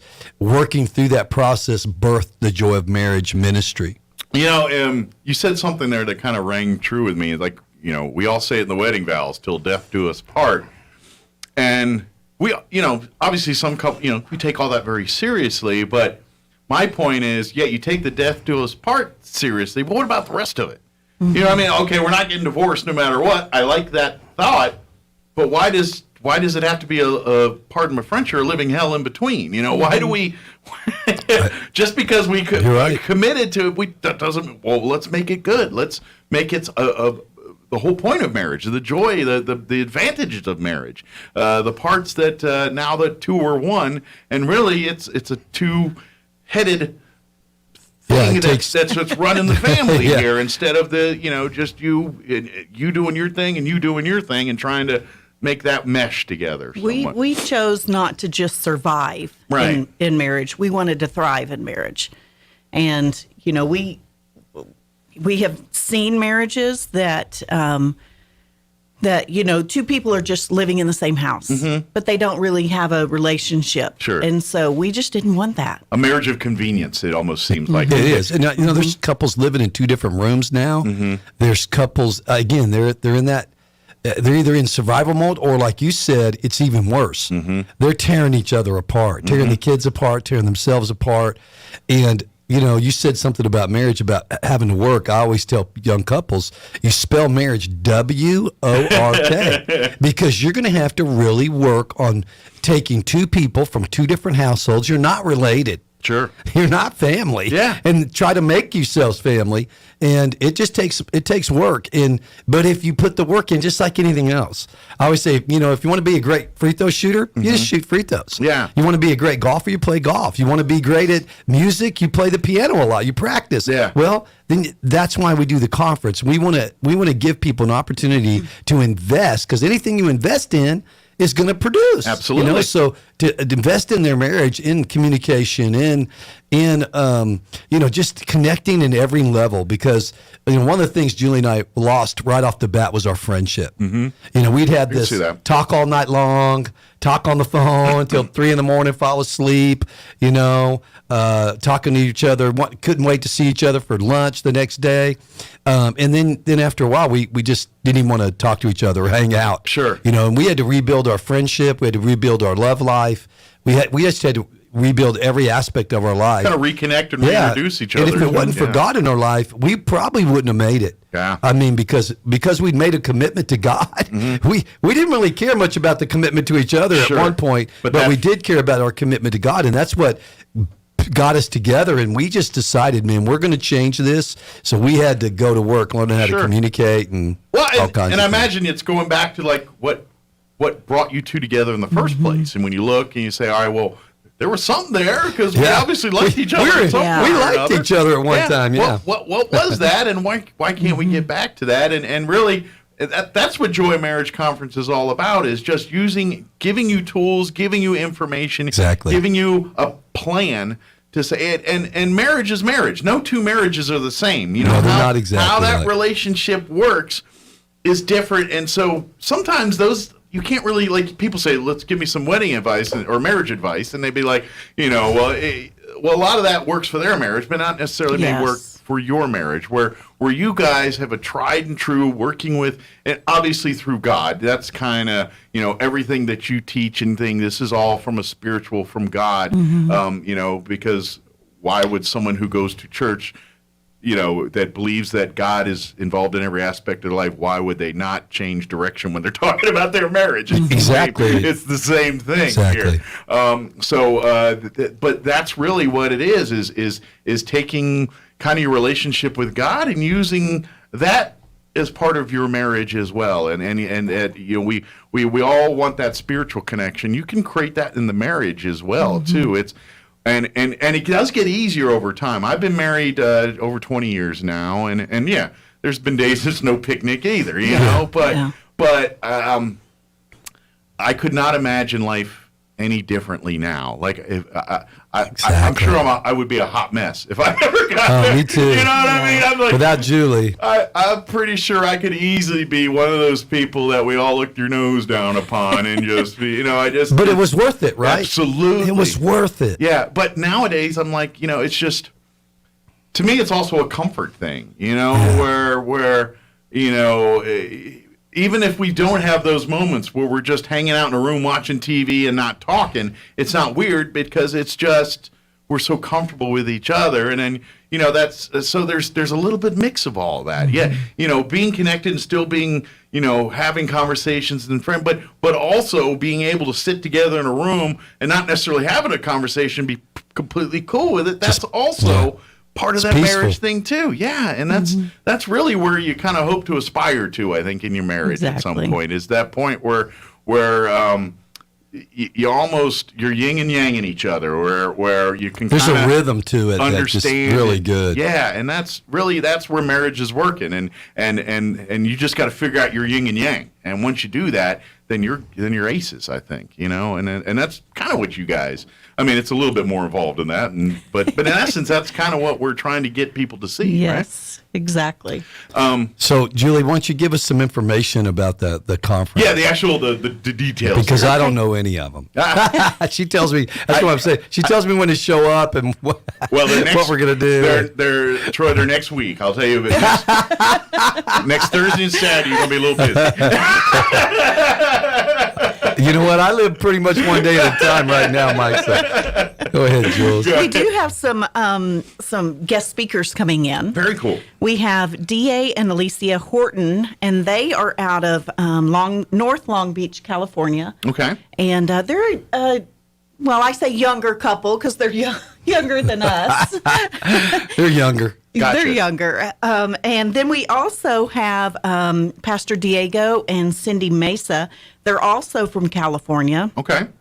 And we are having Rhett Walker come in. He is a Christian country artist. Yeah. And he's been nominated for a Grammy and Dove Awards. So he's crossed into mainstream as well too. Yeah, and he's very good. And all the conference price includes the concert, includes all the teaching. We're serving Valley Cafe's producing a bunch of hors d'oeuvres for us for that Friday night concert. Maybe you need an excuse to try. Yeah, there you go. Valley Cafe. And then we'll have some food trucks out there for the week, and we'll have Valley Cafe will be open one of the days. And I mean, we make it a whole Thursday through Saturday event. Yes. We also have we have that challenge thing. What's that, Julie? The Adventure Challenge. Okay. And so we're going to give away some prizes for that, and they have to, we're not going to tell you what they have to do, but they have to go around town and do some pretty crazy stuff. Good deal. And so they can win some prizes with that. Cool. Which is fun. And and this is, let's face it, this was what part of that in order to better yourself, sometimes you got to take yourself out of the comfort zone a little bit. So come ready to have fun. I know because there's probably some people, I don't want it. No. Get in there and get in the mud a little bit. Well, it's called the joy of marriage. So I believe as Christians, the Bible says the joy of the Lord is our strength. We should be having fun. There's times to be sober and times to be serious, and we have those moments. But there's also time just to laugh and have fun and enjoy each other. And through that, one of the things Julie and I had lost was our ability to laugh at ourselves and to laugh together at each other. And we lost that, and we had to gain that back. And that adds so much value to your relationship when you can start communicating at a level and you lose those insecurities where you can just kind of laugh at each other and with each other and at yourself. I mean, you're talking about eliminating a lot of pressure in a marriage and adding value.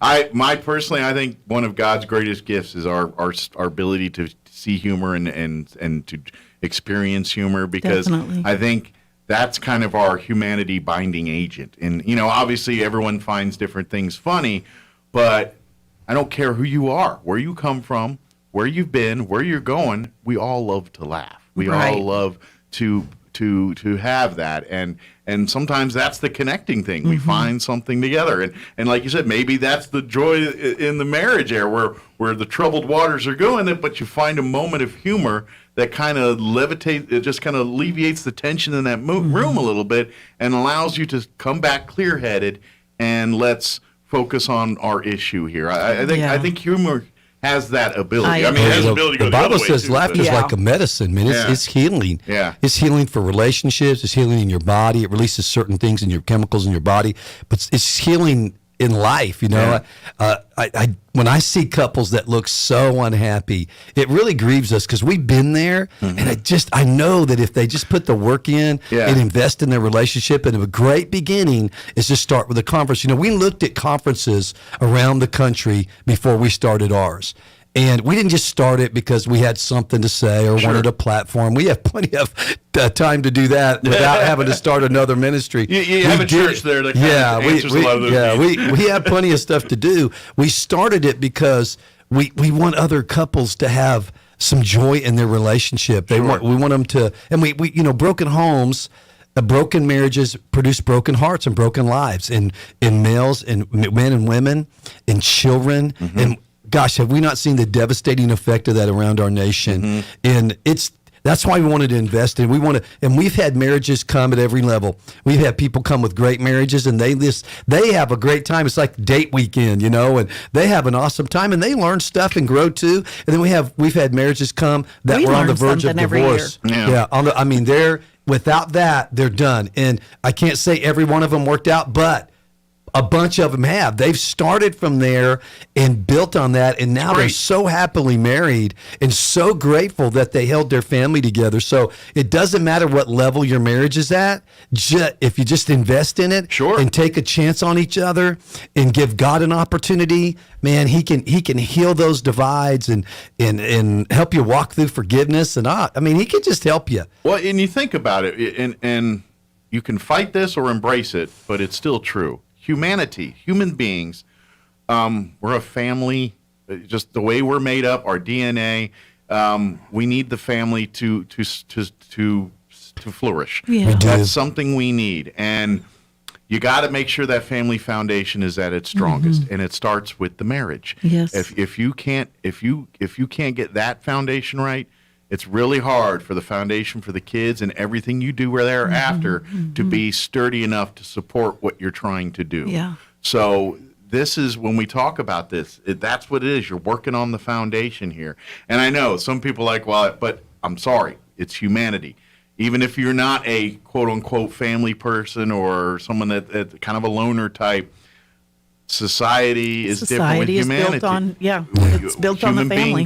A human being cannot live on its own. It just cannot. I mean, you can survive for a while, but something going to get you. You know, we need each other to flourish and to survive, and to and so through God and you know, through your commitment, you can really create that foundation and make. And I promise you, you know, once you get it, and you figure it out. I'm not saying life's figured out. It's going to be all aces. It's not perfect, but it's really good. But you know what? You're going to have the tools. You're going to suddenly things that are big problems now seem much more trivial down the road. Things that you are having knockdown drag-outs about right now, you're going to come across that same type of scenario down the road, and you're going to be better equipped and better prepared to handle that and to turn it into something that's a success versus something that's creating a bigger division in your family. Julie, I'm gonna speak to men. I go ahead and say what you're going to say, but I'd also like you to speak to some of the ladies that might be listening. Well, we have 6 kids, and our kids for the longest time were, we revolved around church and our kids' activities. And we would invest in basketball camps and all these different camps. And because, they liked it, they wanted to pursue it. And we've got one playing in, college basketball right now. And so it paid off. But I think, like you said, that family unit is only as strong. We reaped some rewards from those basketball camps, but nothing has blessed our family more than us working on our marriage. Sure. And, we wouldn't be where we are today if, not investing in those basketball camps and all of that has not brought the success in our family that the marriage, working on the marriage has. Success. Well, just even had you guys had not worked on the marriage, that part, like you said, 6 kids going in 6 different directions. The logistics of that statement alone right there is enough to tear a marriage apart if you're not equipped to deal with And that. you add ministry to that, and all the other issues that come along with that. Thousands of people we're ministering to. If our foundation wasn't our relationship with the Lord Jesus Christ, and then each other, I can tell you right now, you're right. The logistics of it, we have calendar upon calendar upon calendar trying to, and Julie tracks all that, which is incredible. Go ahead and say what you're going to say. I think too, as far as women are concerned, our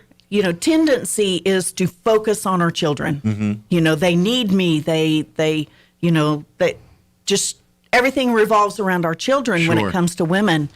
And if that's not the way it's designed. It's designed, you should love God, and then you should love your spouse, and then your children. And if you would focus on your spouse, then the children, everything else falls in line. Sure. And so, we're going to give you a chance this weekend to focus on your marriage. Sure. Put the kids aside. Sure. Ask somebody to watch them. You're here in town. Get a hotel. Yeah. We've got all these hotels. It's a great time for you to just spend with each other. And focus on you, the couple. Right. Julie, you mentioned something there that, and it's a sticky wicket, when we talk about children, because obviously, we as a society, it's just humanity, children are our future. Children are is our legacy to the next generation.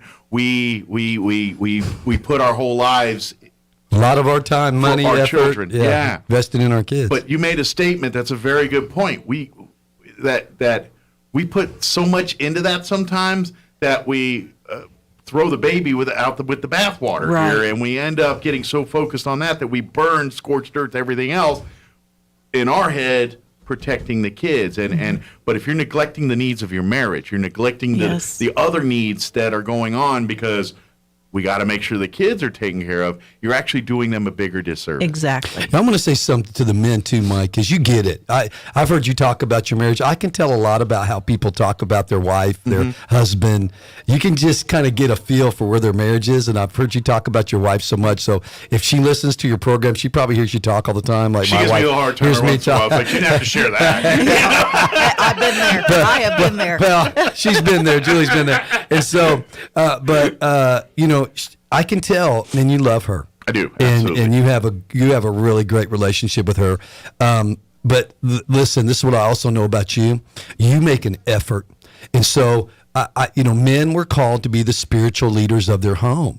That doesn't mean your wife's behind you or below you. She's by your side. You're together in this. Sure. But most of the time, the women call and sign up. But I really want to challenge the men this morning. Listen, whether you have a great marriage, kind of a survival marriage or a terrible marriage, whatever it is, be the leader that God called you to be. Sure. You call up, you sign up, you pay for it. I don't know very few wives that wouldn't be unbelievably blessed by saying, hey, my Valentine's present to you is I paid for this. I set up I got grandma to babysit the kids, or in our case, we have a young lady in our church. We pay her to come and watch our daughter. And it's worth the investment to us. And you lead it. You give her that as a Valentine's gift. I know very few women that wouldn't be like, wow, you want to invest in us? Sure. That wouldn't jump on that opportunity. Absolutely. So I challenge the men, call the church today. It's the cheapest marriage conference. I was going to say that we looked at marriage conferences around the country. You're going to have to spend $1,000 on travel, hotels in the conference.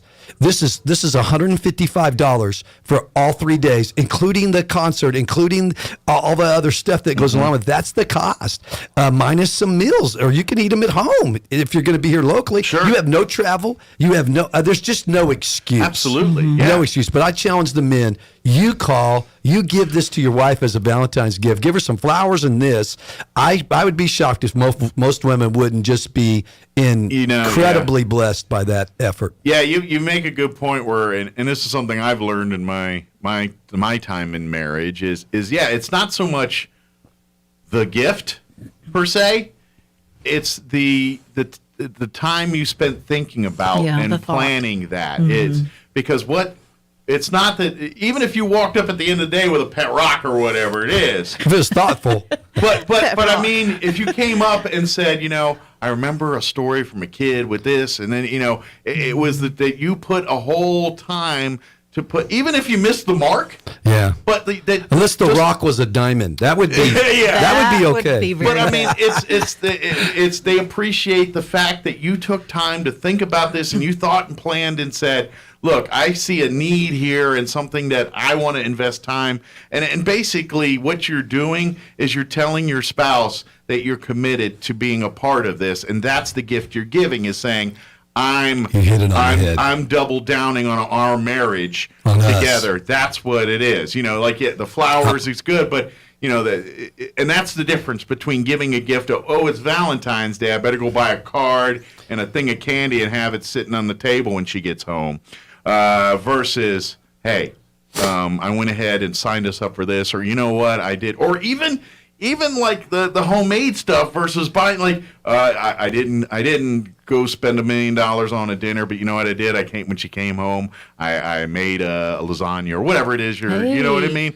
That's. Can you make lasagna? You would not want to eat my lasagna. I probably wouldn't. But she would not.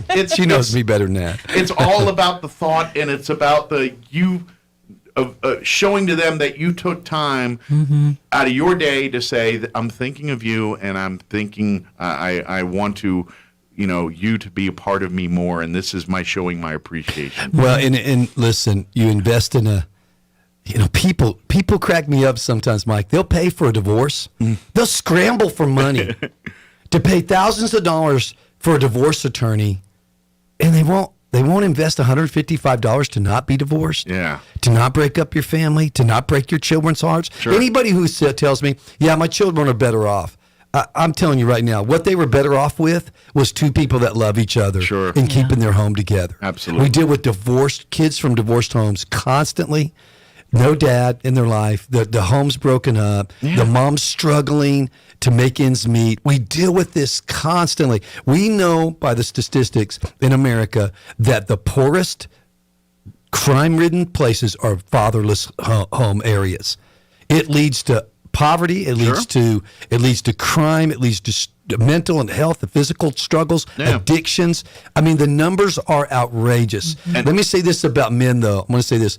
It is proven that 80% of men that bring their children to church, or that men that bring their families to church, 80% of the time the children will stay in church the rest of their life. Nice. If the wife does it, only 25%. Wow, that's interesting. That's the leadership of men. Wow. That's why I'm challenging the men. Be the leader. You sow the seed and say, honey, let's invest in each other. Let's go with humble hearts, ready to learn. Let's get some tools. Julie and I don't have all the answers. Sure. That's why we bring in other speakers, because you said it. But you get the tools to figure it out. But you get some tools. Yeah, you get some tools that will help you in just time. Sure. Just time to focus on each other. Absolutely. Time to focus on building bridges instead of burning them down. Yeah, it really is. And that's marriage in a nutshell. It is. It really is. So please, talk with your spouse. Get this on the books here. Unfortunately we're about a week out, so you better get on the ball here this week if you want to sign up for the Joy of Marriage conference here. But like you said, it's here in town, so you don't have to travel. I know COVID's kind of, you guys used to do like you go to Redose or anything. COVID world, that's making a little different right now. But this is a great. You know what? We chose to bring it back here. It's actually a more.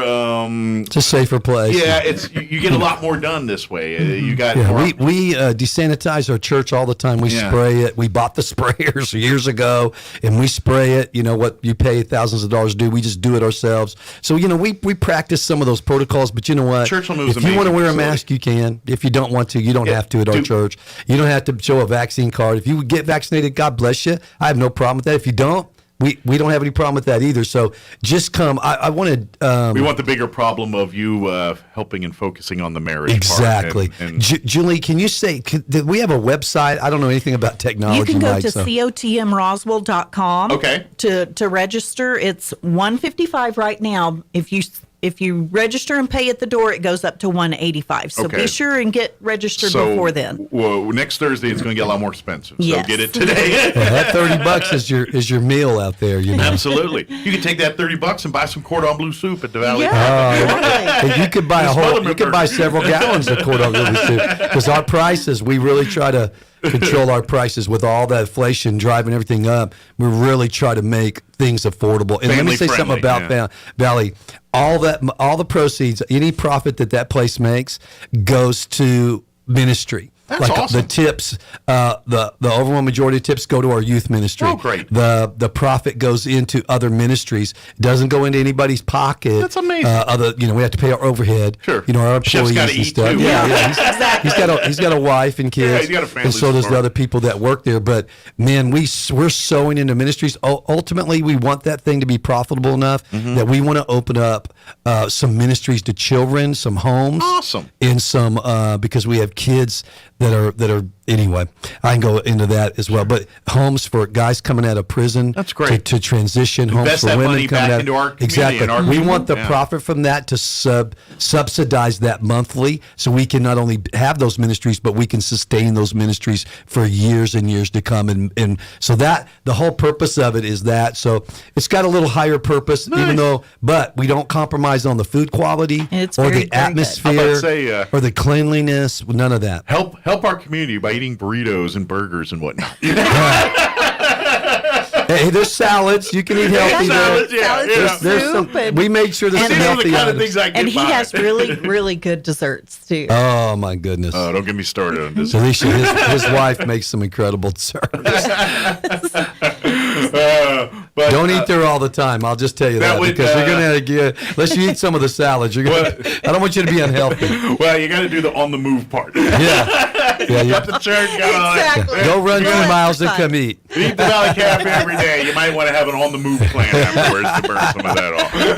That's Good segue, Mike. Good segue. But again, if you want more information about the Joy of Marriage Conference, sign up. I know if you're a Facebook user, you can always go to Church on the Move's Facebook page. You'll find a link to the event we page. have a Joy of Marriage Facebook page. A Joy of Marriage Facebook page as well Yes. too. And then of course you can always go to the Church on the Move website and you'll see the little scroll with the different events. Correct. One pops up for Joy of Marriage. You click on that. It's got the where you can order your reserve your spot and do everything you need to do Correct. there. So Thanks, Mike. But please, if I don't care if you're a newlywed, you've been married for 40 years, or somewhere in between. I don't care if you claim to have the happiest marriage on the planet, or you can't stand the sight of each other. We've been in both worlds. Yes. You're going to gain something from this. This is, like you said, it's 20 years of your marriage and 20 plus years of experience of 30 years. 30 years. We've been plus married 30 years. 31, all the experience coming together for this, and if you're.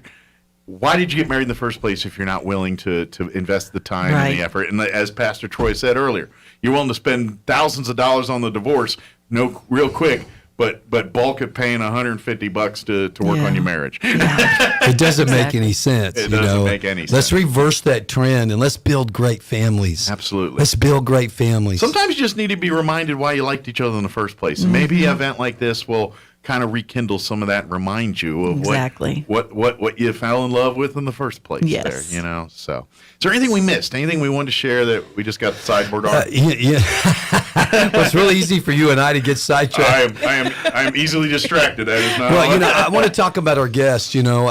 Both those couples, one is younger. Dr. Horton and his wife are a younger couple. Even though he's got a DR in front of his name, they're younger. And they have different experience. They've written some books on marriage. Okay. Pastor Diego and his wife, Cindy, have been married longer than we have. And they pastor a church of probably about there's probably 5,000 to 10,000 people in California in their church because they have multiple campuses.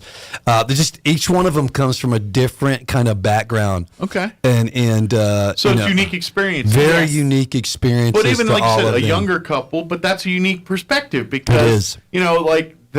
what they're into and things are going to be obviously different than what you guys are into. So they can probably speak what they say might resonate with younger couples a little bit better because they relate to some of the activities they enjoy and things like that. So, and we charge money for this conference to offset the cost, but our church really invests thousands of dollars into this conference. Yeah, we don't make money. We off don't. Of this. We try to make it where we could break even. Gotcha. But most of the time, we invest anywhere from $5,000 to $15,000 into this conference because we believe that much in it. It's a service. It's not exactly. This isn't a. It's not a big money making machine for us. It's nothing like that. Matter of fact, it's the opposite. And we're willing as a church family to make that investment so that marriages can be stronger. And I said this too. This is one thing. I'm glad you asked us this. I said to couples, because we have couples all the time say we're not married, we're living together. Yeah. Can we come to the conference? No. The answer is marriage conference, right? And so, but if you call our office, you go get a license, and you want to make that right in the eyes of God and with each other, your family, we'll marry you. You come in, we'll marry you in our sanctuary. There you go. You go get a license, and then you can sign up for the conference and come because we want hopefully help you get that right in the eyes of God, but we also want to help you invest in that. And you said something about newlyweds too. I don't do a lot of pre-marriage counseling because when you're in love, you could have five eyes and rose-colored lenses. Yeah, you can't see anything wrong with him. Right. Like I tell women, he doesn't have a job. Do you realize that?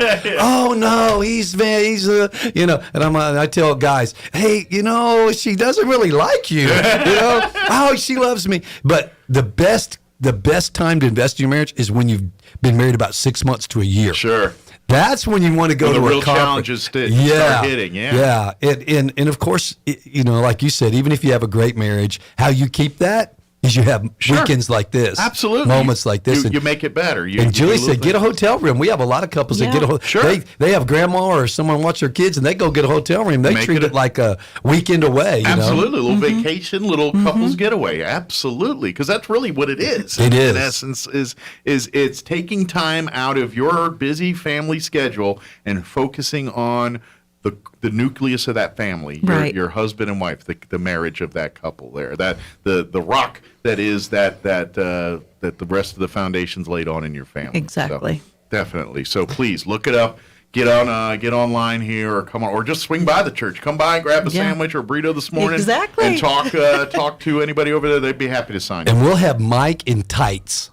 If you want to see Mike Winters in tights, I'm throwing the challenge out right now. Well, Mike has worn tights before. I have. And I haven't talked to his wife what she thought of that, but we had this conversation before we came on here. Mike in tights. If you want to take a picture, listen, we'll have Mike Winters there in tights. You can take a picture with Mike Winters in tights. Post that all over Facebook. There you go. If you want to scare people, Mike in tights. That might be the scariest thing. Maybe I'll tell you what happens if you don't work on your marriage. This is what happens.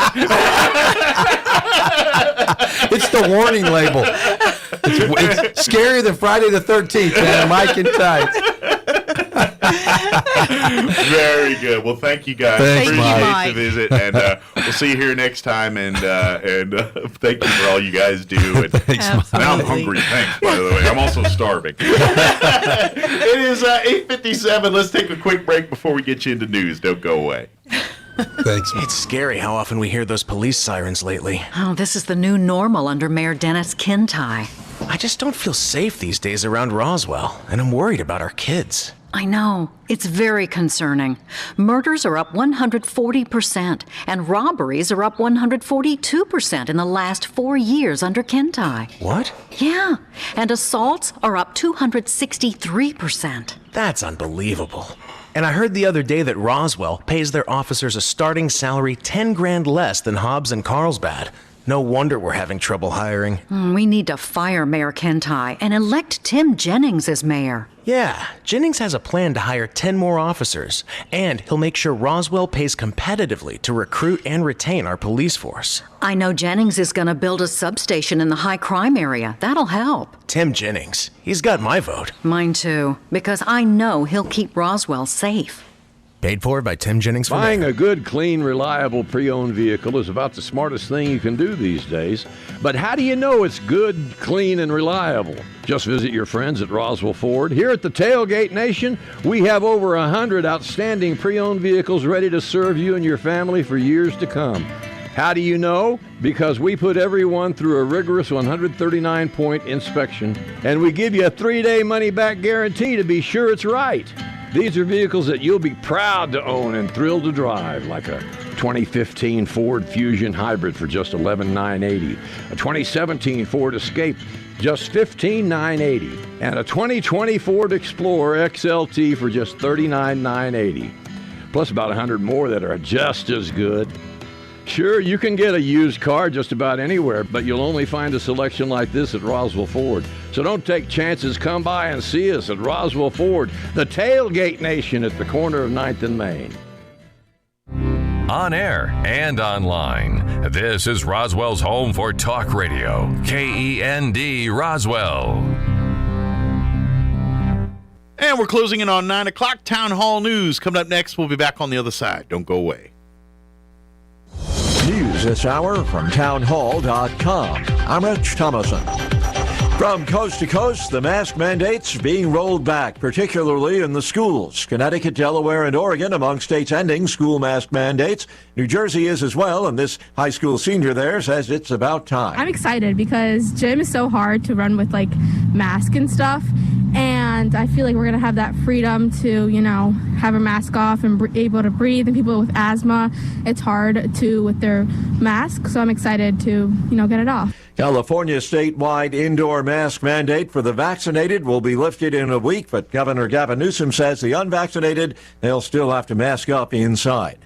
Diplomacy remains the focus of efforts to defuse the crisis over Ukraine. French President Macron, who met with Vladimir Putin in Moscow, visiting Kiev for talks with the Ukrainian president.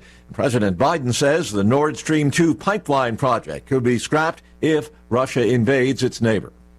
President Biden's top science advisor is out. He has resigned after an investigation confirmed allegations of misbehavior in defiance of guidelines set out by the president himself more than a year ago. Dr. Eric Landers submitted his resignation after the White House faced intense questioning about his employment. An internal review found that he bullied and disrespected staff, but the White House decided to keep him on the job even though President Biden had laid out a zero-tolerance policy for such behavior. In his resignation letter, Landers said he never intended to cause hurt and that it was his fault and his responsibility. Greg Clugston, Washington. They are still there. Hundreds of big rigs lining the streets of Canada's capital city as the so-called Freedom Convoy protest goes on in Ottawa. Wall Street stocks higher. The Dow's up 166 points. The Nasdaq ahead 76 points. More on these stories at townhall.com. Your pets have the same energy they used to? Do they have problems with itching, scratching, a dull coat, or goopy ears? Then your pets need Dinovite. DINOVITE.com. For over 20 years, pet owners have trusted Dinovite to supplement their pet's diet. We started Dinovite, and in our first box, we noticed a difference. Dinovite is an all-natural daily supplement made from whole foods that help support your pet's immune system, digestion, skin, and coat. Within 3 weeks, he's not scratching and itching, and he's an all-around happier dog. Today's commercial pet foods are processed at high temperatures, which bakes out all the essential goodness. These processed foods can lack the essential vitamins, enzymes, and probiotics that contribute to overall good health. Adding a scoop of Dinovite to your pet's food bowl is the answer. If you love your pets as much as I do, you'll want to do what's best for them to live long, healthy, happy lives. I have 2 cats and 2 dogs. All 4 of them are on the Dinovite. You won't believe how happy your dog will be. DINOVITE.com. Drought has left an estimated 13 million people facing severe hunger in the Horn of Africa, that according to the UN's World Food Program. 3 consecutive seasons of failed rains have completely destroyed farmlands, crops, and wiped out livestock, leaving people with no source of food. The World Food Program says malnutrition rates are also high across the region and could worsen if no immediate action is taken. The impacts are compounded by increases in staple food prices, inflation further worsening families' ability to buy food. In Ethiopia, the war in northern Tigray region has impacted people's ability to get food. The BBC's Emmanuel Igunza. Better late than never, the EU announcing a $48 billion plan to become a major microchip producer. The aim to curb its dependency on Asian markets for the components, power everything from cars to hospital ventilators to game consoles. News and analysis at townhall.com. The Air Force being ordered to pay more than $230 million in damages to survivors and victims' families stemming from a deadly Texas church shooting. The ruling comes from a Texas federal judge who earlier decided that the Air Force was liable for the massacre carried out by a former serviceman. More than 24 people were killed in the 2017 attack in Sutherland Springs when Devin Patrick Kelly opened fire during a Sunday service. A lawsuit alleged the Air Force might have prevented the deaths by flagging Kelly's prior assault conviction, preventing him from legally buying the weapon used in the shooting. Keith Peters reporting. Hyundai and Kia telling owners of almost 485,000 vehicles in the U.S. to park those vehicles outside because they can catch fire. Recall notices will be going out to owners of the vehicles in question. Again on Wall Street, the Dow up 201 points. More on these stories at townhall.com.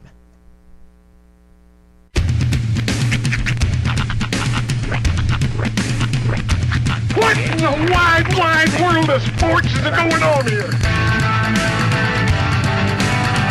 I promise you, whatever scum did this, not one man in this force will rest for 1 minute until he's behind bars.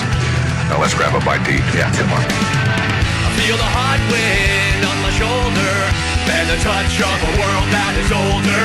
I hit the switch and check the number on and then I slumber. I hear the rhythm ringing through it. Flamenco guitar and cumbia music. I hear the talking of the DJ. The travel listen, what does he say? I'm on a Mexican radio. I'm on a Mexican radio. Broadcasting live from high atop the J.P. White Building in downtown Roswell, New Mexico. It's Mornings with Mike Winters on 106.5 Roswell's Talk FM. Is that what I sound like when I talk? Now, here's your host, Mike Winters. And good morning. It is 6 minutes after 9 o'clock. Welcome to hour number 3. Chris Inviernos. Mornings with Mike Winters right here on 106.5 Roswell's Talk FM. Happy Tuesday. Mm-hmm. Welcome to it. Hope you're having a good one. Yes, quite nice. I hate when this... I follow Tosh.0 on Facebook. Mm-hmm. I think you probably do too. I don't on Facebook, but I frequent the show. Well, he just shared a post of a... It's a CD. It's a legit CD. Uh-huh. The Sounds of Men. It was available at Music You Buy for $4.99. Wow. Every sound a man will make contains male breathing, hard hat, and murder sword. Loudly chewing at a Sunday brunch. You will love to hear this album, and it's a picture of dudes in bathing suits by the beach. This is weird. I feel like this is a joke, but I don't think it is. I think that's a legit CD. His comment was, Dr. Pepper burps a banger. Yeah, I mean, you got to remember, though, back in the day, and this is kids, before there was every song in recorded history available at your fingertips, we used to have these weird, like, 1:30, 2 in the morning compilation album, like, infomercials. And it was always like... Pure Moods was the one that always stands out in my mind. Oh, yeah. Everybody remembers Pure Moods. Well, that was the big, what do you call it, Ronco television, CD, music, Freedom Rock.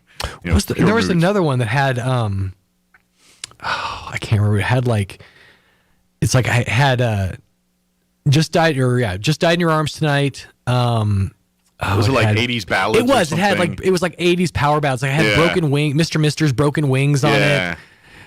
Was that when they were doing power ballads, those power ballad CDs? Yeah. Oh, yeah. And it was so much like no, see that was a different generation. I remember the ones you're talking about. You're talking about monster ballads. Heartbreak, monster ballads. Headed for a heartbreak. And oh my God! What was the Skid Row one that I remember you? I remember you through the sleepless nights. In fairness, I was guilty of owning one of those. Not from I never ordered it. Okay, I never ordered it, but you find them in like costs or like Sam Goodies or whatever. There's like, a hole in my heart that can only be filled. She's by only you. 17. It was not that like, one. It was what was the Winger song that they did? Was it Madeline? Madeline. No. Hang on. They only had like 3 songs. Yeah. And what's funny is I went and saw Warrant Headed Winger. for a Heartbreak. That was the one. Was that you? That was the one on the Monster Ballads. Headed for a Heartbreak. I went and saw Warrant and Winger a few years back at the End of the Mountain Gods. It was a good show. It really was a good show. Warrant was a one-hit wonder then. Yeah. I mean, yeah. And they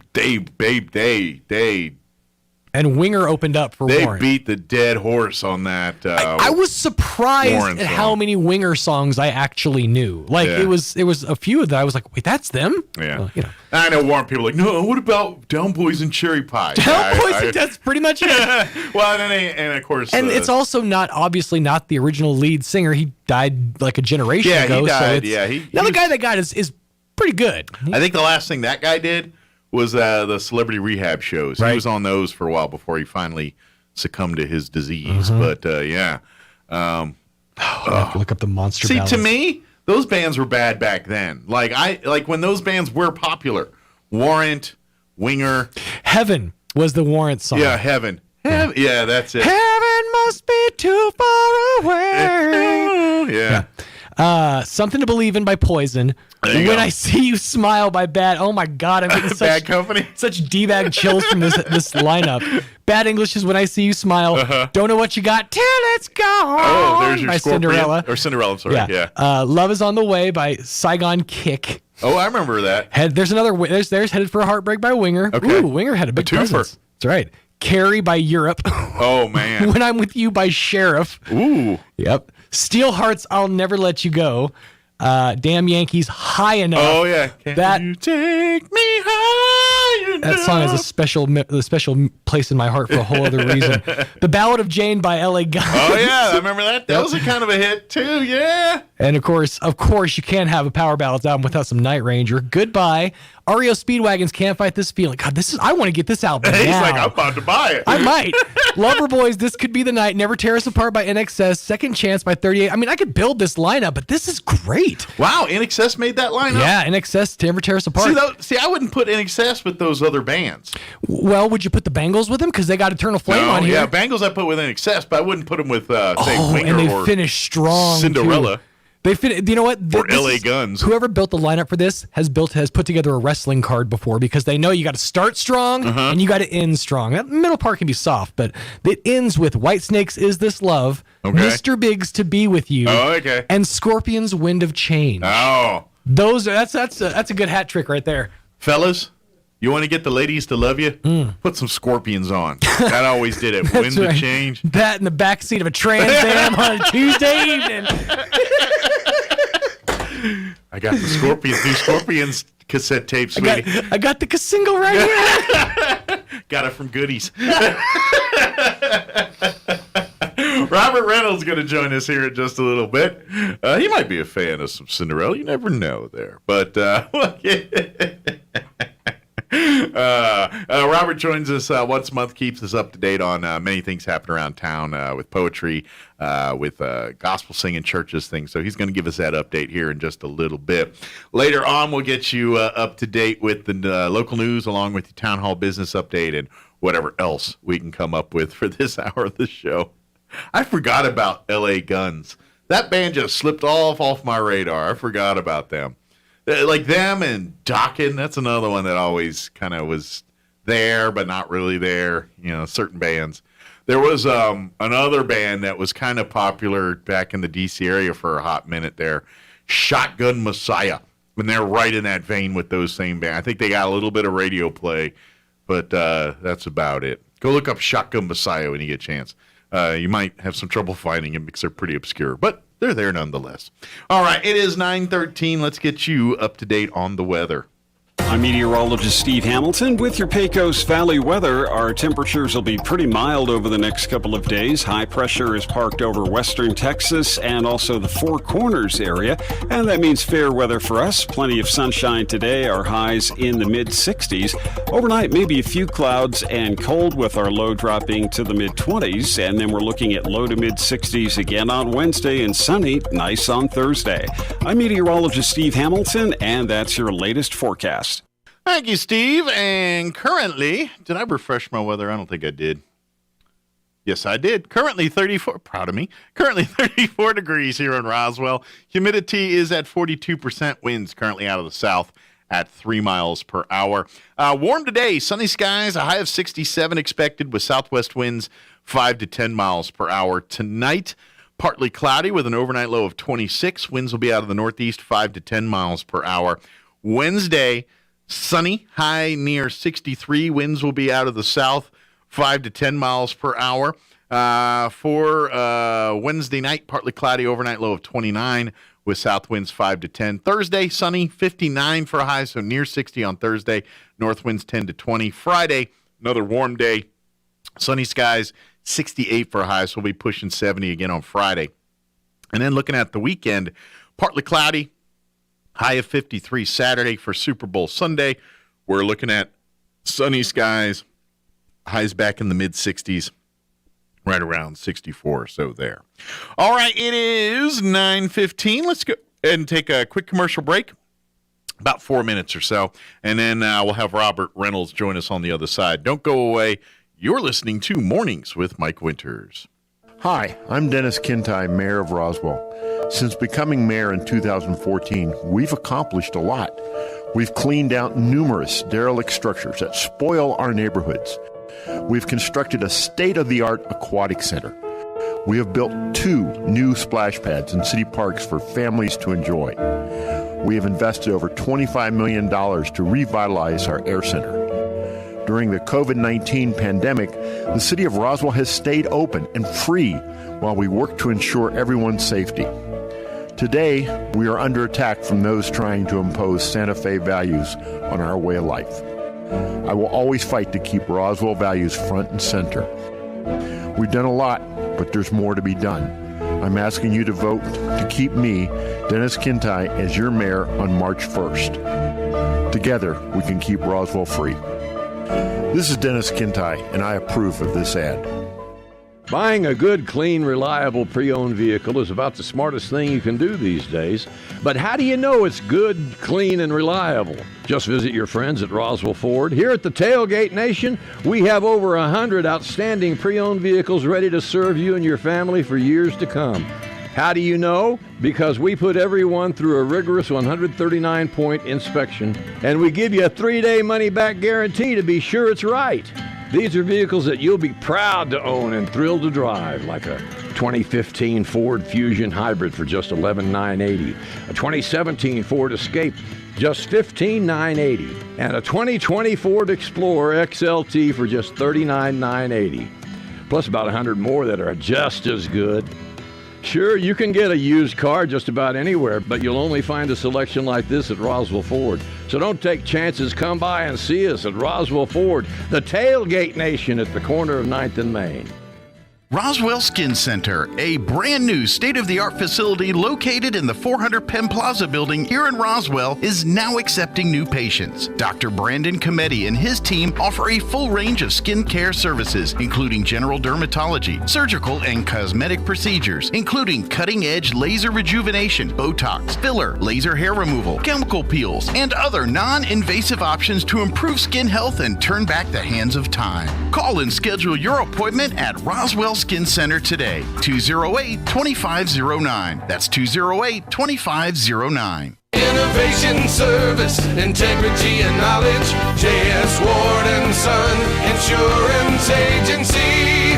Auto and home, life and health, personal and commercial. Bonds too, since 1925, we have the coverage for you. Innovation, service, integrity, and knowledge. J.S. Ward and Son Insurance Agency. A good night's sleep is so important. Did you know that proper sleep supports a healthy heart, decreases chances of weight gain, and boosts a positive mood? Hi, this is Dr. Sarah Usher with Carabelli Dental. It doesn't matter your age, sleeping issues can make any of us reach for that all-day cup of coffee. If you know you are not sleeping because of severe snoring or sleep apnea, come visit us. We can make you a small oral appliance that will help you sleep better and live better. Come see the team at Carabelli Dental at the corner of 9th and Main in Roswell or call 622-4455. When you think of home health care here in Roswell, what's the first thing that pops into your head? That's right, Frontier Medical. We've been doing it better than anyone else for over 20 years. From in-home nursing to physical therapy and so much more. Doctors and hospitals from Albuquerque to Lubbock and everywhere in between have been trusting their patients to us here at Frontier Medical. So when it's time to make a choice, remember Frontier Medical. 575-627-1112. Frontier Medical. Name to remember. Here's a Mornings with Mike Winters fun fact. The Goodyear Rubber Company researched and concluded that shoes wear out faster on the right foot than on the left. To fix this, just walk backwards for half the day. Here's Mike Winters. And good morning. It is 19 minutes after 9 o'clock, and joining us in studio this morning for his monthly visit, Robert Reynolds back with us. Morning, Robert. Morning, Mike. Morning, Roswell. Morning, Southeast New Mexico. How are you doing this morning? Okay, how are you? Doing good. Y'all do okay during the cold weather last week and all that? Yeah. No major pipe issues or nothing like that? No. Good to hear that. Yeah. For folks that aren't familiar, Robert joins us once a month, and we talk about a lot of different things happening in and around town. We got a bevy this week. We got like 2 full pages of items that are happening around town here. So rather than we probably should just dive right in so we got a chance to get all these in. Update on Senior Circle, nothing new there, right? They're still closed, not because of COVID and everything, and still not open to the public yet. They still don't know when they're going to do that. Okay, so nothing new there. We'll update as we learn more there. Genealogical Society, they're now back open and doing their meetings and things like that, right? Now, this coming Thursday, they got the meeting at Wilson Club Library at 1:30. Okay. And they're open, and anybody can come and join. Okay. And the dues are $4 per single and $9 per couple. And that's for a year membership into it. And then, of course, if you love genealogy, of course, they have access to all the the online stuff, but they've got a whole library full of stuff that you get access to as well and help you. So if you love genealogy and love, I always botch that word. If you love genealogy, then come on out to their next meeting here on Thursday here. They're open also on Friday, Wednesday, and Monday from 1 to 4. Very good. So pop on in and learn more about becoming a member or just utilizing their resources. Yeah. Very cool. Give us an update on the High Prairie Poetry Society. Yes, we're going to meet February 19th at Burger King at 2 o'clock. Okay. And all ages are welcome. And you don't have to do poetry. You can read it or write it or just come and listen and have a good time. Very good. Yeah, come. So if you love poetry, and come on out, maybe get something to eat if you're hungry there, and sit down and enjoy some poetry. Or if you'd like to share poetry, come on out. Maybe just be careful. Don't get your greasy fingers on your poem if you don't want to. If you pick up your Whopper here, make sure you wipe off your napkin real good before you read your poetry. Very good. Of course, Vitalent, they've got blood drives going on. I know today they're out at the Historical Society till from noon to 5 today. If you want to come out there and donate blood. I keep forgetting to put the phone number on there. You got it now. The 575-840-8178. That's the phone number to call over at Vitalent and get, or you can text it. Either way, that'll help you out there. Call or text that number, and they'll give you all the information you need there. Stephanie with Vitalent there. 575-840-8178 is that number. Give us an update on Sun Country Physical Therapy. Yeah, I just came from there at 8:30. Okay. And next month I'll be finishing up 9 years there. And Daryl Elba, he's the owner, and they got good physical therapy service and stuff. Yeah. And so far, I lost 1 more pound. One more. He's been going there for years now and has lost over 100 pounds through his rehab program. Not only does he help people with wellness and health stuff, but sports or surgery rehabs, things like that. So if you've got those kind of issues, the folks at Sun Country can hook you up like they did for Robert here and take care of you there. Very cool. Talk about some of your church, Trinity United Methodist Church. You got some services, and of course you sing over there too. Yeah. Yeah, Trinity Methodist at 9 a.m. service and 11 a.m. And I sing at the 9 a.m. service for a couple of songs. Okay. And Pastor Young, and just come on in and have a good time. Very good. Come, and if you're looking for a new church home, or come on for services and come see what Trinity is all about. Yes. If you want, you can bring your earplugs also. Get you a good nap. Oh, man. Let's talk about what's going on over at Grace Community Church there, their services. Now, this is the second church I go to. Okay. And their service, they got the 9:30 service and then, of course, the 11 service. And they have good music and good preaching. There's a lot of things to do.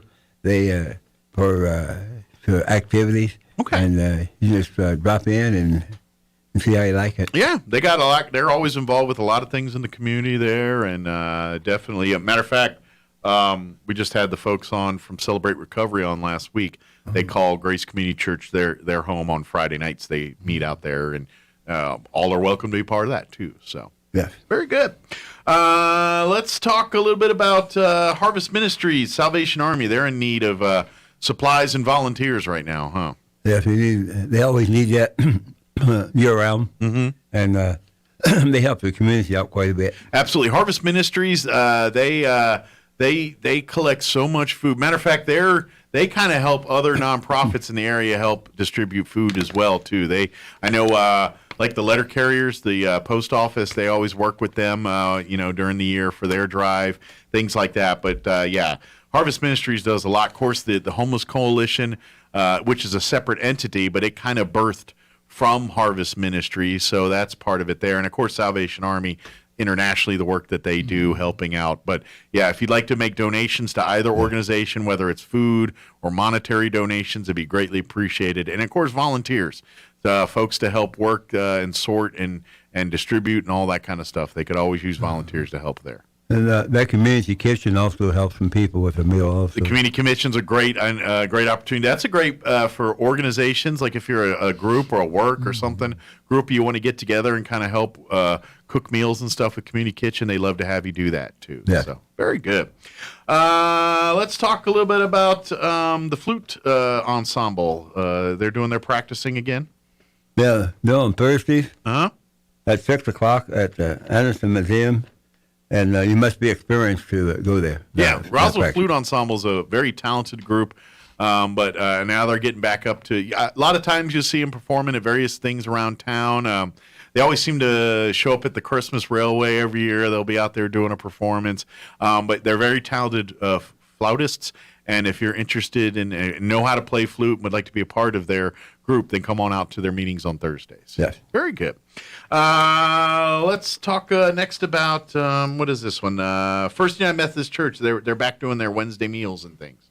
Yes, tomorrow night at 5 o'clock, they're having their meal for $6 a person, and the children are free. Okay. And they're going to have pork roast. Oh, that's the menu for this Wednesday night? They always put out good food, and they started back up here, 3-4 weeks ago. Yes. And they're able to do their Wednesday night meals. I think they charge, like $6 or something, very affordable. And you get a delightful meal. And so you can come and eat and go home, or if you like to come and be a part of their services, it's entirely up to you. It's just whatever you feel, but it's a great opportunity to have a nice little family meal together, very affordable, and it's pretty tasty stuff. So, yeah, get in there. If you're interested in becoming a member of Roswell Kiwanis, they meet the second and fourth Tuesday at Cerritos during the lunch hour from 11, I think, beginning around 11. If you're interested in becoming a Kiwanian. Yeah. And their number is 575-513. 8819. I know one of their major projects right now, which is they're working on raising money for the all-inclusive park that the city, they've partnered with in the city. So, like, they've got the big, the John Denver Tribute Show happening February 19th. That is a fundraising event for the Kiwanis and for the Roswell Communal Theater. If you go to roswelltheater.com and you spell theater Theatre, you can get tickets for that, and you support the Kiwanis that way as well, too. So. Yeah. Good deal. Tucumcari Rawhide Days. That's coming back here. Tell us some more information about that. The Tucumcari Rawhide Days Film Festival. Okay. Is until March 30th, 2022. Okay. Two of them will be April the 29th and May 1st. And if you want more information, you go to filmfestival.com. Excellent. So all you film junkies out there, get put it on your calendars and get signed up for that. If you love to perform in live theater, Carlsbad, I guess is it their community theater? They're doing auditions for their next play, Love Letter. Yeah. And for the Love Letters at Carlsbad Theater. Okay. 4715 National, from 6 to 7 o'clock. The dates are February 11 and 13, February 18 and 20. You can call Diana Zoop at 575-988-4509. Okay. I love seeing this. Garden Club, they're going to be meeting at the Historical Society on February 10th, 9:30, and I'm guessing they're going to go do some work on the lawn there at the Historical Society. Yes. Cool. This is this Thursday coming at 9:30 at the Historical Society for the Garden Club. Yeah, it's on Lee Street there. There at the corner of Lee and Main. There is the J.P. White House, the museum right there, and they do an amazing job of really making that lawn look more beautiful with their flowers and plantings. So they'll be out there this Thursday, huh? Yeah. Good. So if you'd like to join them, come on out. Mm-hmm. I love that. That makes me happy inside. Give us an update on the Pecos Valley Quilters. They got a meeting coming up. Oh, yeah. The Quilters meeting the first Wednesday of the month. Room 111 for First Methodist Church. Okay. For the Pecos Valley Quilters. The number is 622-1881 for the time. You have to call for the time for that. Okay. But if you're interested in being a part of the Pecos Valley Quilters, reach out. They love to hear from you. Mark this on your calendars, especially daddies with daughters.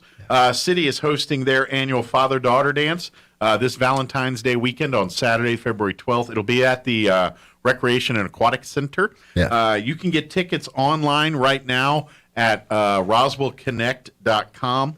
I believe tickets are $10, and that includes a dad and the first daughter. If you have a second daughter, it's another $3, I think. And it's $3 for each additional daughter. So if you got 4 daughters, then you're going to pay $10 plus $9 more for the other 3 daughters, if that makes sense. But it'll be this coming up Saturday at the Convention and Civic Center, and it's a lot of fun. It's kind of geared for girls anywhere from like 4 or 5 up to 18 or so. So if you want to make your first dance with your daughter, or perhaps they're getting a little older and you're like, all right, let's do your dance before you graduate and prom and kind of whatever it is. It's a special moment. I know Sean has been doing it with his daughter for the last several years now. Kind of a tradition for some families, but that's happening this Saturday. Get your tickets, roswellconnect.com. Yeah. Let's see where I lost my place here. Let's talk about Ruidoso there. Yes, what's happening up in Ruidoso? February 19th and 20th, Vines in the Pines, the Art and Wine Festival. Okay. At the Convention Center, 111 Sierra Blanco Drive. There'll be a lot of vendors. The Chamber of Commerce, you can call at 575-879-655 or ruidosanow.com for more information. Okay, very cool. And it looks like New Mexico is going to be on TV a little bit here. Are they going to be on American Pickers? Yes. Oh, cool. Tell me about this. New Mexico for the month, American Pickers on the History Channel. Okay. Exception leaders to large private collectors. They can look through. The following New Mexico throughout is the collection send them your name and the phone and number, location, and the description of the collection. The photo to americanpickers.cin flax or call 646-493-2184 or Facebook, I Got a Pick. Nice. I haven't seen that show in a couple of years for the Pickers. I'd be kind of curious. Is it still the same hosts and everything? Yeah. Cool. Yeah, I haven't watched that in a while. I need to get back on that. That was a good show. Talk about what's going on in at White Sands there in Alamogordo. It looks like they got some event there at the national park. Yeah, they got White Sands, the Sunset Stroll until February 12th. Okay. And then White Sands National Park, the Sun Stroll, weather permitting, at 4:30. And it starts at the dune about 5 miles from the Business Center program, and it's free. The park entry fee is different. They may charge something for that. Okay. And for more information, go 575-479-6121 or nsp.gov.whitesands. Yeah, if you've never been out to White Sands, I recommend you try to get there in like the evening around sunset. It's very pretty. Yeah. Or sunrise, either when the sun's setting or rising, it's very beautiful out there. I got a couple opportunities to do that when I was stationed there at Holloman Air Force Base for 4 years, which is right next door to White Sands. You can you see it from there. That's really cool. Yes. But if you ever get a chance to, if you've never been out there, or if you haven't gone during sunset or sunrise, then that's definitely something you ought to check out. Yeah. Let's see. Talk about sticking around in Alamogordo here. Looks like they've got some some tours of what are they touring there? This is the artist, number 20, Artist for Art Fair. Okay. At 2022, handmade items only. Okay. And the email is artfair215@gmail.com. And that's all the information I have on that one. Okay, very good. I'd mentioned this a few minutes ago, but the John Denver Tribute Show, Ted Vigil, that concert's going to be happening February 19th at the Roswell Community Little Theater. It is a fundraising event, again, for the Kiwanis Club of Roswell and the Roswell Community Little Theater. Community Little Theater's using the proceeds to replace the roof there at the theater. The Kiwanis, as I said earlier, are for the all-inclusive park there. Tickets, it's all reserved seating, $30 for reserved seating. They also have VIP seats. There's a few left for $40. There's it's two shows, a 2 p.m. showing and a 7 p.m. showing. Yeah. The RSVP, if you've got the extra $10, spend it, because you get preferred seating, which is not the cool part because all the seats are really good there. There's no bad seats. Yeah. But the really cool part is you get the VIP room, and they've got snacks and drinks, and during intermission you can go in there and hang out, or if you want to get something before or after. It's you get treated like, a VIP. That's kind of pretty cool there. But all the proceeds, again, go to those two great organizations. So get your tickets. And matter of fact, I got to call Ted and get him on the radio here. I keep missing and not making that happen. So I'll get on that this week. But definitely a good show. Yeah. Good deal. All right, let's talk about the Cloudcroft Winter Festival. The Cloudcroft Winter Festival is for February 19 and 20. Okay. Saturday is 10 a.m. to 5 and Sunday 10 a.m. to 4. It's inside Cloudcroft High School gym. Arts and craft vendors, food available. And you can call 575-682-2733. Okay. Or coolcloudcroft.com. Good deal. Very good. So if you want to spend some time up in the pines of Cloudcroft and be a part of their winter festival, sounds like fun. Yes. If you're looking for more film festivals, here going on right now, actually in Santa Fe, is the Santa Fe Film Festival. Looks like. Yeah, the Santa Fe Film Festival. It's February 12th. A few days out. We're gonna have a variety of films, and for more information, you can go to SantaFeFilmFestival.com, and they'll have more information for that. Okay, very good. Let's talk about Cloudcroft. We got, was it Black Hawk? I can't really... Black Hawk Landing. Oh, they're going to have a Black Hawk helicopter land. Yeah. Oh, cool. What's going on here with this? February 8th, that's today. Okay. The Black Hawk Landing is the Air Force Army Aviation Combat Operation. Okay. And it's going to be Cloudcroft at the Baseball Diamond. Oh. They have a helicopter review. You can contact Cloudcroft Chamber of Commerce, and they'll give you more information. But it's going to be really nice to see that. Yeah, I love to go out and see military hardware in action. It's always fun to see. Yeah.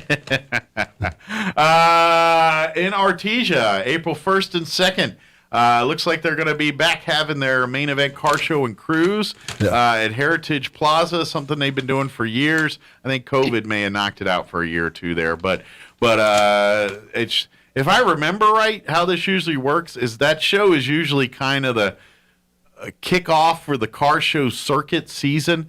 So, like the folks from all over the Southwest, not just New Mexico, but Texas, Colorado, Arizona, they come and they bring their old classic cars and they'll fill up all of that Heritage Plaza with those old time and cool cars and motorcycles and everything else. If you're a car or a gearhead, that's a fun weekend to go out. No, April 1st and 2nd is Friday and Saturday.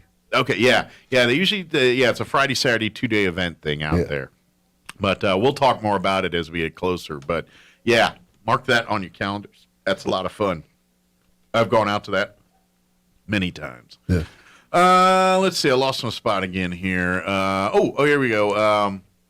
Talk about what is this, historical, number 27 there. I can't. Historical Society. Okay. To the 3:30 program on February 27th. Oh, yes. On Sunday. Yes, that's Donna Blake Burchell. She's going to be doing book signings, and her new book is out. She's going to be there. We'll get her on. Matter of fact, she's going to be coming on, I want to say, here soon. And we're gonna talk more about John LeMay will also be there signing books as well, too. But, if you love local history and local books, you're going to want to come out to that event. Yes. Very cool. And then number 28 here, the Anderson, they've got a free concert coming up here at the Anderson Museum. You want to tell folks about that? I didn't finish writing that one down. Oh, okay. Well, then we'll move on. Yeah. Talk about what's going on for Valentine's Day at the museum. Oh, this is going to be wonderful for the people. It starts from 1 to 5 p.m. Okay. And you can go to Anderson Museum at 409 East College. Okay. You can go to Bone Springs Art Space, 212 East Walnut. Okay. And you go to Miniatures Curious Collection Museum, 320 North Richardson. And all three of those, I've been to them. And they do art. You can do art or just watch and visit. Yeah. And it's really a lot of fun. Yeah, that'll be so you can go. So it's like a hit all three kind of event. Yeah, all three, yes. Awesome. Yeah, if you've never been to any of them, of course, like you said, the Anderson Museum is a beautiful museum. The Miniatures Collection, which is actually part of the Anderson Group, it's it is what it is. It's all tiny collections of miniature things, and it's really cool. Yeah. And then, of course, the Bone Springs Art Space and Studio, that's a beautiful gallery, but they also create art there. Kids. They love doing projects and working with kids and stuff, not just the adults. So that's really a family art group. It's just a great place. And it's in a historical building. So, yeah, definitely worth checking that out. And do they get, like, tickets or something or just kind of hit those things? Okay. So probably hit Anderson Museum for more information about that. Mm-hmm. And finally, we don't want to leave the Roswell Museum out here. They've got their second Saturday event coming up here. Tell folks about that. It's the second Saturday, February 12th. Just about 4 days away. Leave your mark. Then March 12th, you start at Stomplex. It's going to be the pre-planetarium shows also. Okay. And then they're going to have things where you can do inside from 10 to 6. And it's going to be, you can visit Missouri for free on these dates. You can call 575-624-6744. And on February 12th and March 12th, it'll be a pre-vented. Yeah, they do. They do. And so they put a fee structure in, but they offer certain, at the zoo and the museum and free days for locals and things like that. Take advantage of all that. That's why it's there for you to utilize. So, of course, if you have any questions about anything we talked about here, you can always reach out to Robert and his phone number. What's that number they can get a hold of you at? 575-208-9513. Very good. And leave a voicemail if Robert doesn't answer live there, and he'll get back to you as soon as he can. If you can't say you don't have some places to go to, get out of the house and enjoy yourself. There is a bevy of things happening around here. Get out there and get involved and have some fun and be a part of your community. Yes. Awesome. Well, thank you, sir. Y'all have amazing. Y'all have Valentine's Day plans? What are you guys going to do for Valentine's Day? We're going to Bone Springs and New Zealand. Oh, you're going to do that? Those three places, yes. Okay. Who are you rooting for in the Super Bowl? I think the Rams will win. I want Cincinnati, the underdog, to win, but I think the Rams will win. So your head says the Rams, but your heart is rooting for the Bengals. Yes. Very good. Well, I kind of see that. I'm an underdog guy myself. I wouldn't mind seeing the Bengals pull off a Super Bowl. That'd be kind of cool. But we'll see. We got to play the game on Sunday to find out that answer. One thing, they got the prettiest helmets. Yeah, the Bengals. That's a sharp uniform. I always like that black and orange look. I know that you got to get in trouble in this neck of the woods saying you like black and orange and orange. Then you start getting Artesia territory. But I think we'll be okay here. So, thank you, Robert. My high school had the black and orange helmets like in West Virginia. Okay, we had my high school helmets was this blue and gold, but the blue was a lighter blue. It wasn't like San Diego Charger blue. Yeah. But it wasn't like New York Giant blue either. It was kind of in between those two. But anyway, no one cares. Thank you, Robert. Have a great day. We'll see you next time. Thank you. And thank you for everything. Anytime. All right, it is 9:44. Let's go ahead and pause for local news, your Sean Hannity update. We also got your Chaves County Sports. Quick break as well. Don't go away. Now for a Pecos Valley update, I'm Jared Cirillo. A shooting investigation underway in Roswell in the 1300 block of South Washington, right across from Valley View Elementary School. Media reports indicate a juvenile male was found with a gunshot wound to his leg. We're still trying to determine if the shooting was accidental or intentional in nature, or if any suspects have been identified. The nearby school was placed on a lockdown only as a precaution, although there appears to have been never a threat to the school. Chaves County residents are being invited to participate in a march to commemorate the Bataan Death March. The event planned for March 26th. You can participate in any form you wish by either walking, running, biking, or rucking. You can register at batanmarch.com. Official registration is not required to participate. The Bataan Death March was the forcible transfer by the Imperial Japanese Army of as many as 80,000 American and Filipino prisoners of war who were forced to march until they died. You're up to date. I'm Jared Cirillo. Waking up on the right side.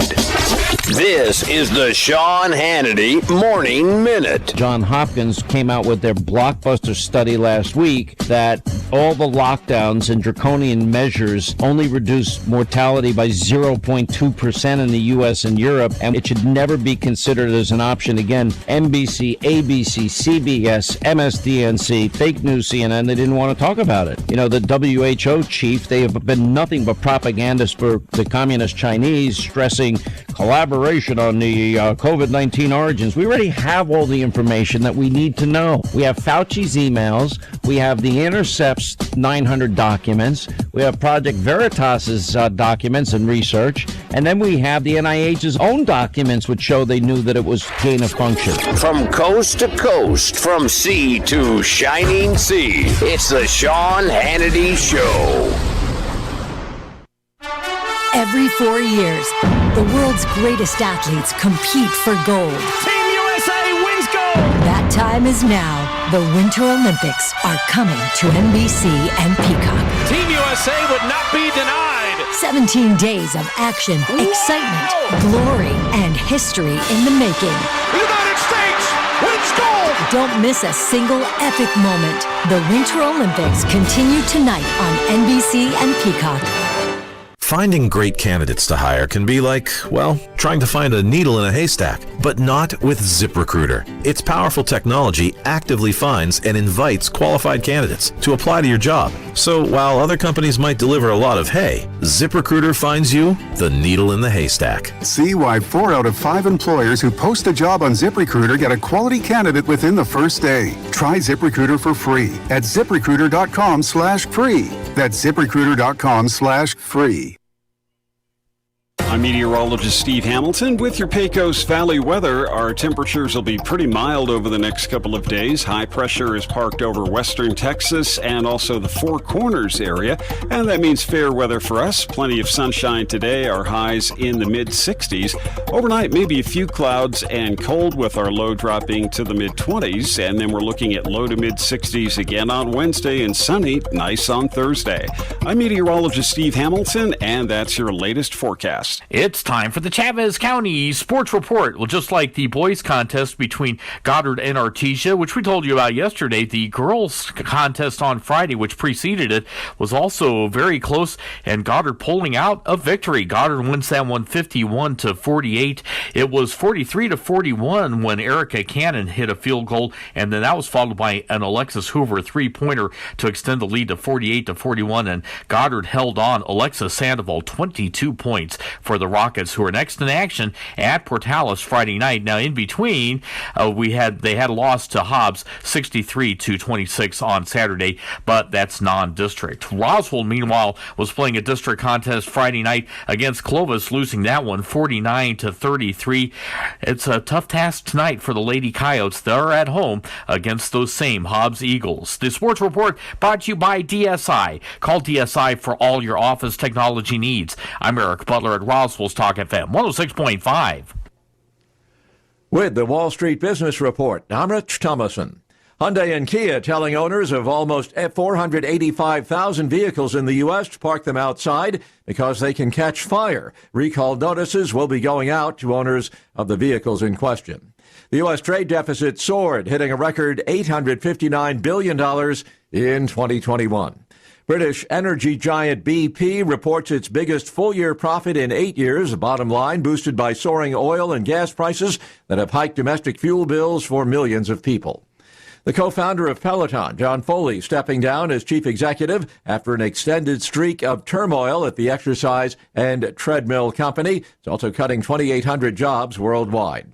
A mixed picture on Wall Street at mid-morning. The Dow Jones Industrial Average moving higher, the NASDAQ and the S&P in the red. For the Wall Street Business Report, I'm Rich Thomason.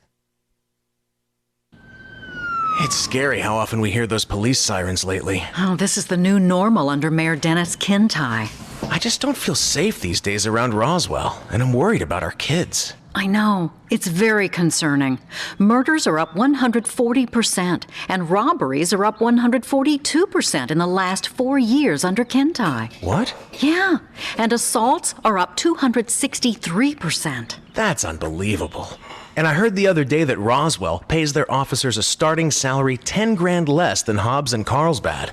No wonder we're having trouble hiring. We need to fire Mayor Kintai and elect Tim Jennings as mayor. Yeah, Jennings has a plan to hire 10 more officers, and he'll make sure Roswell pays competitively to recruit and retain our police force. I know Jennings is going to build a substation in the high crime area. That'll help. Tim Jennings, he's got my vote. Mine too, because I know he'll keep Roswell safe. Paid for by Tim Jennings for mayor. This is Noreen Teal with the New Mexico Workforce Connection Centers with a special announcement. On Tuesday, February 8th, from 2 to 6 p.m., the workforce offices across the state will be hosting a rapid hire event. We will be conducting on-site interviews for multiple positions. Do you have a passion for helping others, excellent customer service and communication skills, and are you looking for a career opportunity that offers benefits including paid holidays, insurance, and a retirement plan on day one? If you answered yes, then we want you. Please bring your resume, 3 professional references, and school transcripts to be considered for one of the many positions we have available. For more information, please call 800-303-3599. There's a whole universe out there. Come explore at the International UFO Museum and Research Center, featuring engaging exhibits and in-depth first-hand accounts of the incident that put Roswell on the map. The research library features the most comprehensive collection of UFO research materials in the world, and you can get exclusive one-of-a-kind gifts and merch from the gift shop or online at RoswellUFOmuseum.com. Don't forget about the UFO Festival, July 1st through 3rd, celebrating the 75th anniversary of the Roswell incident. The International UFO UFO Museum and Research Center. It's otherworldly. Martine's Capital Cafe in Roswell offers authentic and highly rated New Mexico food. Explore their amazing menu featuring huevos rancheros or asado with eggs or their green chili stew. And you can't forget their award-winning green chili cheeseburger, all made from scratch using their finest and freshest ingredients. Open for carryout with curbside delivery or limited dine-in. Just call ahead 624-2111. Martine's Capital Cafe, always pleasing the most refined palate. Open Monday through Saturday from 6 a.m. to 8:30 p.m. at 110 West 4th in Roswell. Wakefield Oil Company is a name you can rely on, with full service at the pump the way it used to be.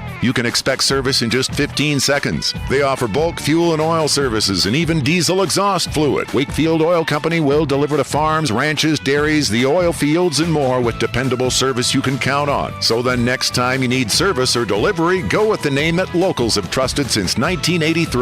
Wakefield Oil Company, 311 South Virginia in Roswell. Let them earn your business. You want to feel important. You want to be a part of something bigger, something that matters and can help change things. You want to feel like you belong. We know. We felt that way too, and that's why we did something about it. We aren't just Army National Guard soldiers. We are normal people just like you. But our part-time service in the Army National Guard means we get to be more. When our communities are in need, we get the chance to stand up and do something about it. We get to serve in our own region and help the people we call neighbors. Whether they are in the mountains of New Mexico, the plains of Nebraska and Kansas, the ranches of Oklahoma and Texas, the farmlands of Missouri and Arkansas, or the bayous of Louisiana, we are here for our hometowns. And together, we can make a difference. Take on your legacy. Visit NationalGuard.com to find out more. Sponsored by the New Mexico Army National Guard. Aired by the New Mexico Broadcasters Association and this station. Here's a Mornings with Mike Winters fun fact. Linen can absorb up to 20 times its weight in moisture before it feels damp. Now, you don't have to get up in the middle of the night to go to the bathroom anymore. Here's Mike Winters. And good morning. It is 9:55. Got a few minutes here before we wrap up today's show. If you missed any part of the show today, you can always check it out at your leisure. Log on to ksvptv.com. Click on the Mornings with Mike Winters channel, and there you'll find all of our interviews there.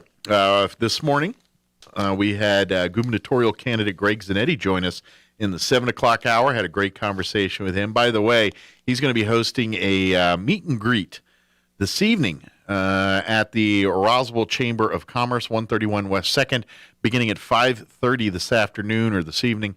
It's a come-and-go event. Light refreshments will be served. I think he's going to hang out for about an hour or so, so if you can't make it right at 5:30, I think he's going to hang out to about 6:30 or so there at the chamber if you'd like to come by for a visit.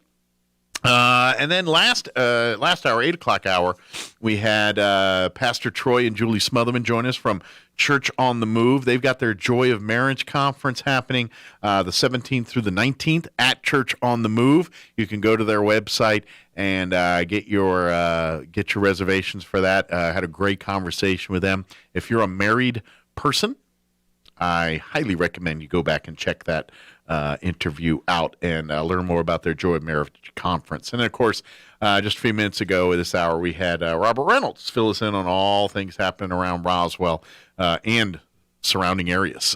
Lots of stuff on that list of things. Go back and check out that laundry list of stuff at your leisure, ksvptv.com. Oh, there was something else I was going to mention, and dang it, just shot out of my head. There was something I was going to mention, and then I spaced out about it. That happens from time to time.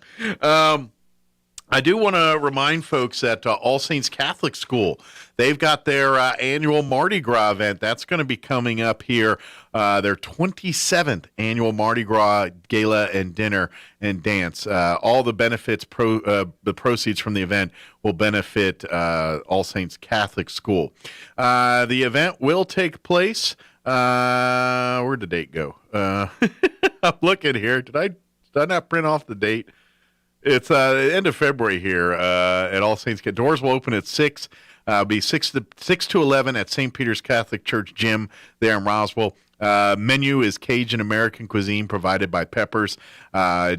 DJ Louis Nahar will be on music for the night. Ed and Kathy Cook Photography will be a part of the event as well. It is an adults 21 and over event. Cost is $60 per person. They also have platinum, gold, and silver table sponsorships available. The event also includes a silent auction and also the door prizes and the king's cake and king and queen of the gala, and of course the king's cake. If you're not familiar with that, you can get the king's cakes. You buy tickets or buy things, and you get the pieces of the king cake. And some of the pieces have a little baby in there.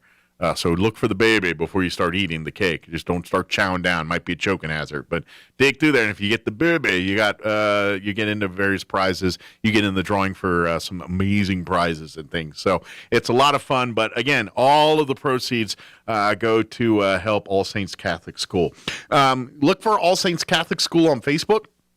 You'll find a link to the event page there, and that way you can order your tickets and everything else and be a part of that event. It's a lot of fun. And, of course, they had their open house this past weekend for All Saints Catholic School. If you missed out on that but want to learn more about their opportunities and things, you can reach out there at the event or through their Facebook page, and they'd be love to talk to you about learning more about enrolling your children into All Saints Catholic School and taking a tour and learn all about what they do at All Saints Catholic School. So you can learn about that and all that, and then come and have fun at the Mardi Gras here later this month. So they got you covered.